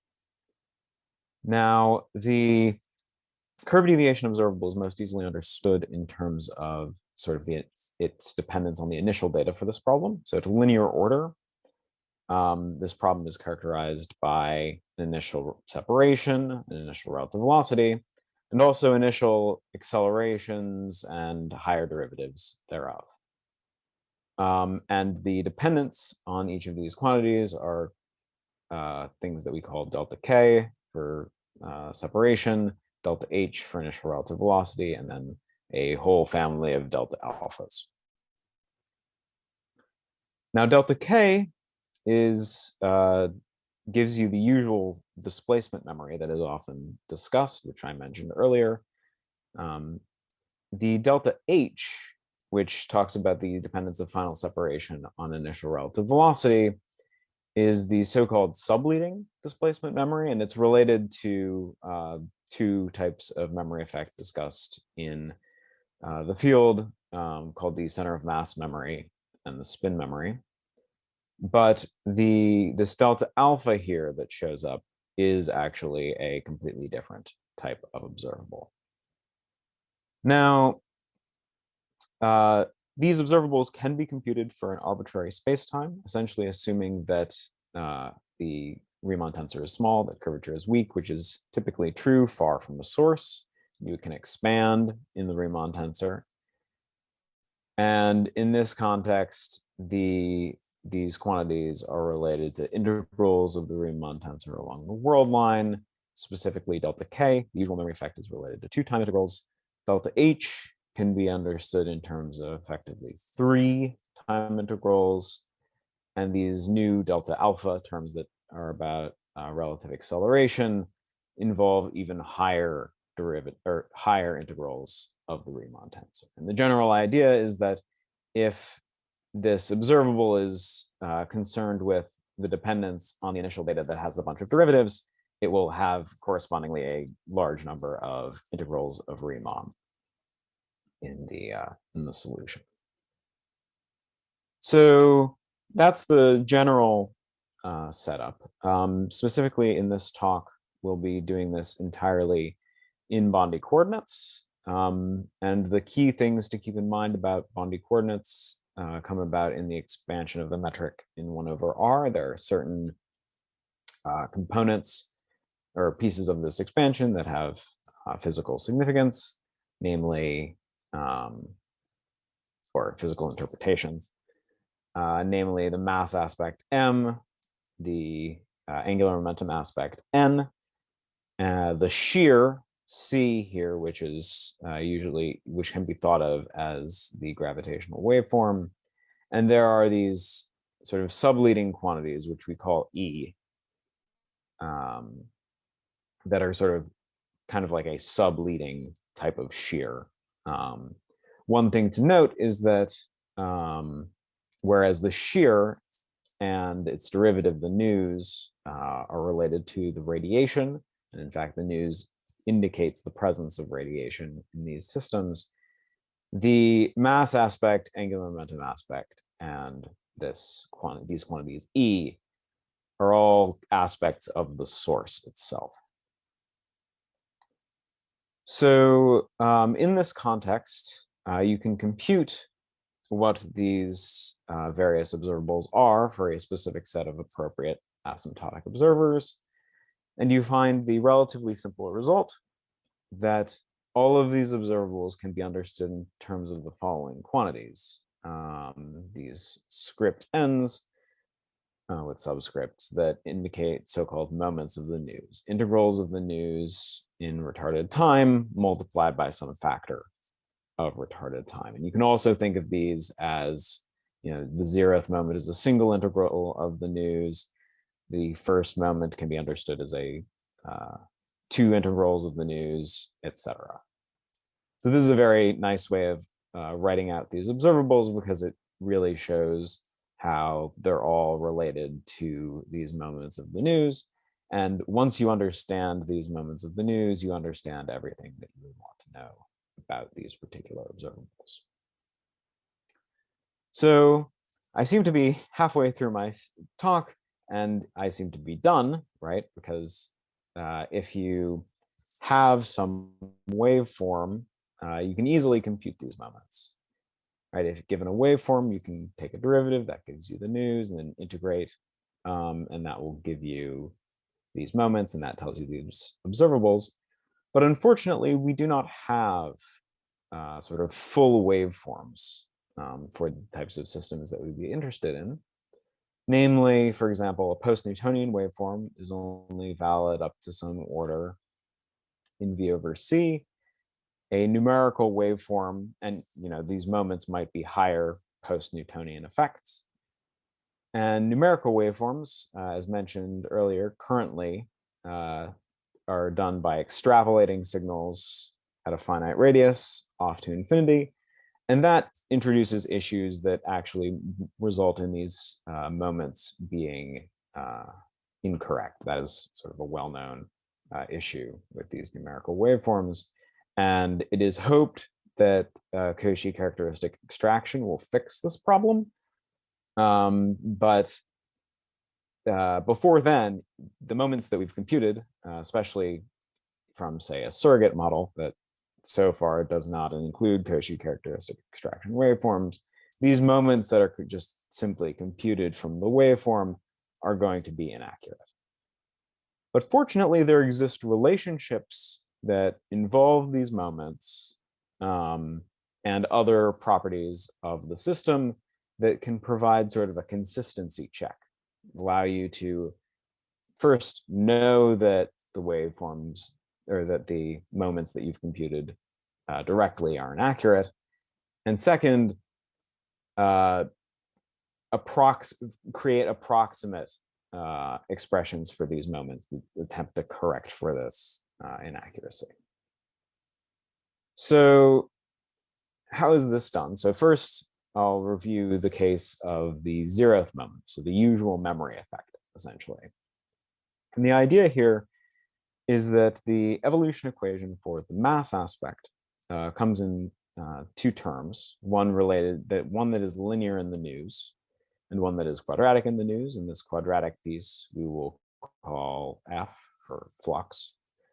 And if you integrate to this equation, note that this first term on the right-hand side becomes some operator acting on an integral of the news. And that first integral of the news is precisely the 0th moment of the news. And so you can take this equation and rearrange it slightly to get an expression involving the 0th moment a difference in the mass aspect, which is related to this linear part of the memory effect, and an integral of a flux, which is related to the nonlinear part of the memory effect that we mentioned earlier. Now, I've used the term, I've called this a difference of charges. And what exactly do I mean by charge? Charge, or sometimes I'll say the words conserved quantity, refers to some quantity that is constant when there is no news. So it's not always constant, but it will be constant in situations where there is no news. And an example of this is the mass aspect, but there will be other examples. And this flux term is something essentially that is just nonlinear and will vanish when there is no news. The question is, can we write equations of this form? Something involving a moment being equal to a difference in the value of one of these sort of conserved quantities and an integral of a flux term. The answer to this is yes. So in the case of the first moment, this can be done in terms of the angular momentum aspect. And the issue here is that the angular momentum aspect is not actually a charge in the same sense that the mass aspect is. Namely, if you look at how it evolves in time, there's a piece, yes, that is 0 when there is no radiation, when there is no news, but this piece is non-zero. And so the angular momentum aspect will evolve even in the absence of radiation. And so what we do is we correct for this by sort of shifting our definition of the angular momentum aspect by this quantity here. And when we do that, we find something that does have the property that it vanishes when there is no radiation. This term here is nonlinear and involves the news. And similarly, this is linear in the news. And so both of these would be 0 when there is no news. And if you take this equation here and you integrate it, once again, an integral of this, because there's this factor of retarded time out front, will give you the first moment of the news. And we get this expression saying that the first moment of the news is related to a change in this new quantity here and tilde, and the integral of some flux-like object. So that's the 0th and first moments. The other moments work in a very similar way to the first. Once again, we can define charges from these sort of unnamed quantities E that I mentioned earlier. And you get an expression of a very similar form. Once again, an expression involving a bunch of angular operators acting on a moment of the news, being equal to a change in this quantity E tilde, this charge, and a flux integral. Now, one thing to note is that this flux term is not actually, is qualitatively different from the other two cases. In the other two cases, the flux only contained the shear and the news, things that one could compute from the waveform. But in the case of the second and higher moments, in fact, these this flux term contains extra things. It contains non-radiative pieces of information like the mass aspect and the angular momentum aspect. And in fact, in the example where we're concerned with the second moment, this is and E0, this part of the flux is related exactly to the mass aspect. So the other thing to keep in mind is that all of these expressions, these sort of moment is equal to change in charge plus flux expressions, involve some combination of angular integrals, or sorry, angular derivatives acting on these moments. And you might ask, well, can one actually recover the moments from these expressions? Because can you invert these angular operators? And in order to do this, we expand the moments in tensor harmonics and then analyze these angular operators. And it turns out in the case of the 0th moment, so the usual displacement memory effect, these angular operators annihilate all of the magnetic harmonics, and you can only reconstruct the electric part of the moment from this type of equation. This is something that's actually well known. In the case of n equals 1 or 2, so the first or second moments, it turns out that you can reconstruct all of the moments because none of the harmonics for electric or magnetic harmonics are annihilated. But in the case where n is greater than or equal to 3, there are these angular operators that show up that annihilate specific harmonics in the expansion, and it ends up being the case that you can only construct or reconstruct the parts that correspond to n being greater than n equals 1, so or n minus 1. So, for example, in the case n equals 3, you can only reconstruct, say, the L greater than 2 tensor harmonics of these moments, and not say the L equals 2. That one is you cannot reconstruct from this type of analysis. So in conclusion, we've introduced these memory-like observables that come about from relative velocity and acceleration. These effects you can relate simply to these non-zero moments of the news that show up. You can compute them much like the normal memory in terms of changes in charges and fluxes, but they're different in the case, especially where n is greater than 2 for these moments, that the fluxes cannot be solely determined from the waveform, and also only certain harmonics can be reconstructed by this procedure. And in future work, we plan to estimate the size of these effects for actual compact binary mergers. Thank you. Thank you very much. Thank you very much. Has anybody got any questions? Yes, I have one. Can I go on? Yes, so thank you for a very nice talk. I was wondering what you call charges here in quotation marks. Are they related to any symmetries or they're different? That is a good question. So we merely came up with these conserved quantities by sort of just manipulating the equations around and seeing what would be constant in the absence of radiation. So no, we don't have any way of understanding these in terms of symmetries, and I'm of the opinion that they aren't really associated with symmetries at all. There's not even really any evidence that these can be constructed sort of in a covariant way. They might just be sort of particular useful quantities in Bondi coordinates, but not more generally. I see. Thank you very much. Anybody else got anything they'd like to ask? Yeah, can I ask a question? Hi. Yeah, please go ahead.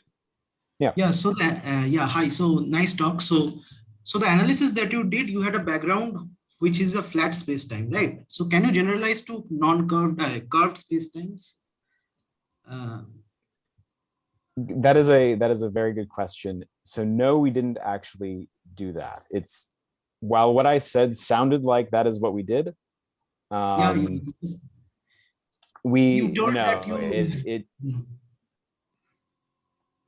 Yes. So the analysis that we do does not actually assume that we're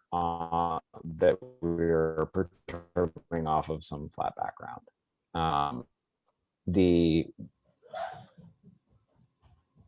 Yes, we do not assume that there's a flat background that we're perturbing off of. That is the short answer. Explaining exactly what we've done is a bit more complicated. And I refer to you to, there was a paper, Flanagan et al. In 2019, that discusses in more detail what we actually did. Yeah. And that can probably resolve that concern. But no, we do not assume a flat background.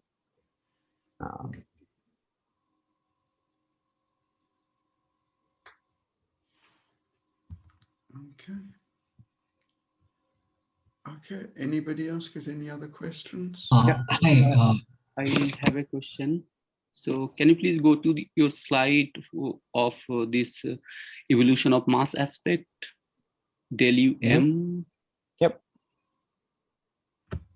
Yeah. So you said that if I understand correctly, this linear term is Nij is this important for memory?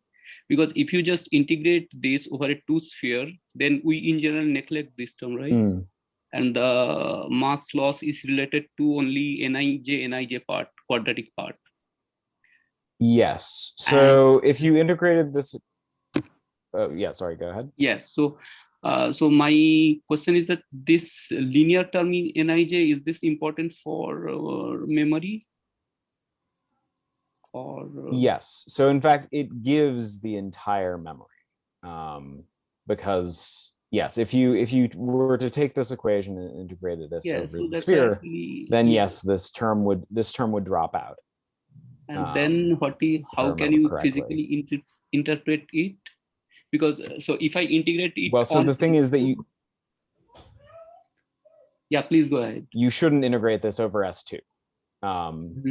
Right. I mean, first, the integral that we do here is an integral in time. And so this, yes, the memory effect is essentially, you could think of it as being related to the L greater than or equal to 2 part of the mass loss formula, which is not what you get when you integrate this equation over the 2 sphere. So in a sense, you could think of it as you could say, I guess, that integrating the memory effect over the sphere yields nothing. But that's just because it is precisely an L greater than or equal to 2 effect. Okay.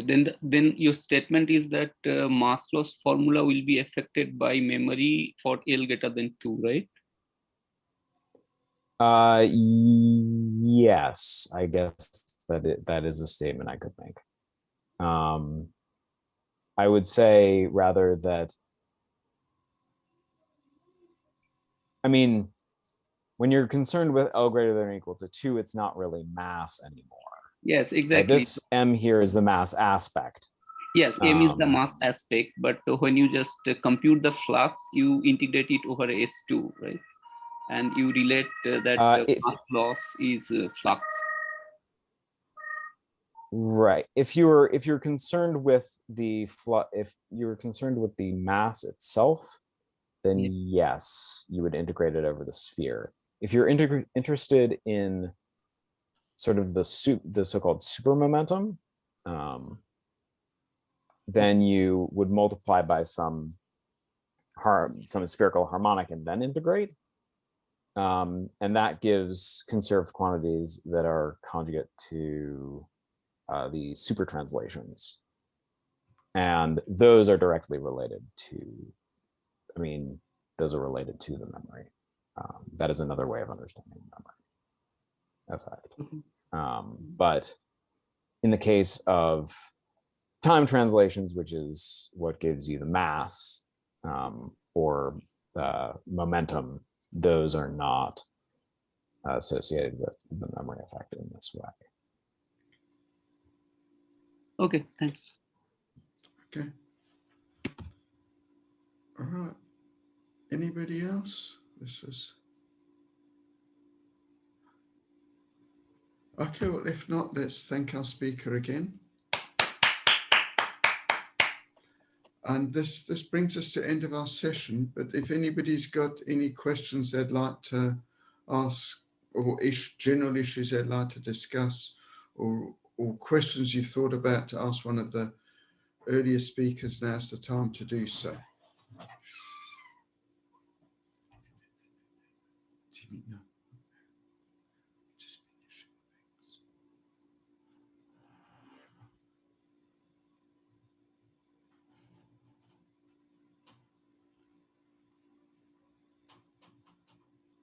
Okay, well, if not, then I'd like to thank everybody for your time and for your contributions. And then we have the second part of this session on Thursday afternoon, again at 4:30. Okay, thank you very much. Ciao. Okay, Thank bye, you. Thanastus. Okay, bye, everybody. Okay.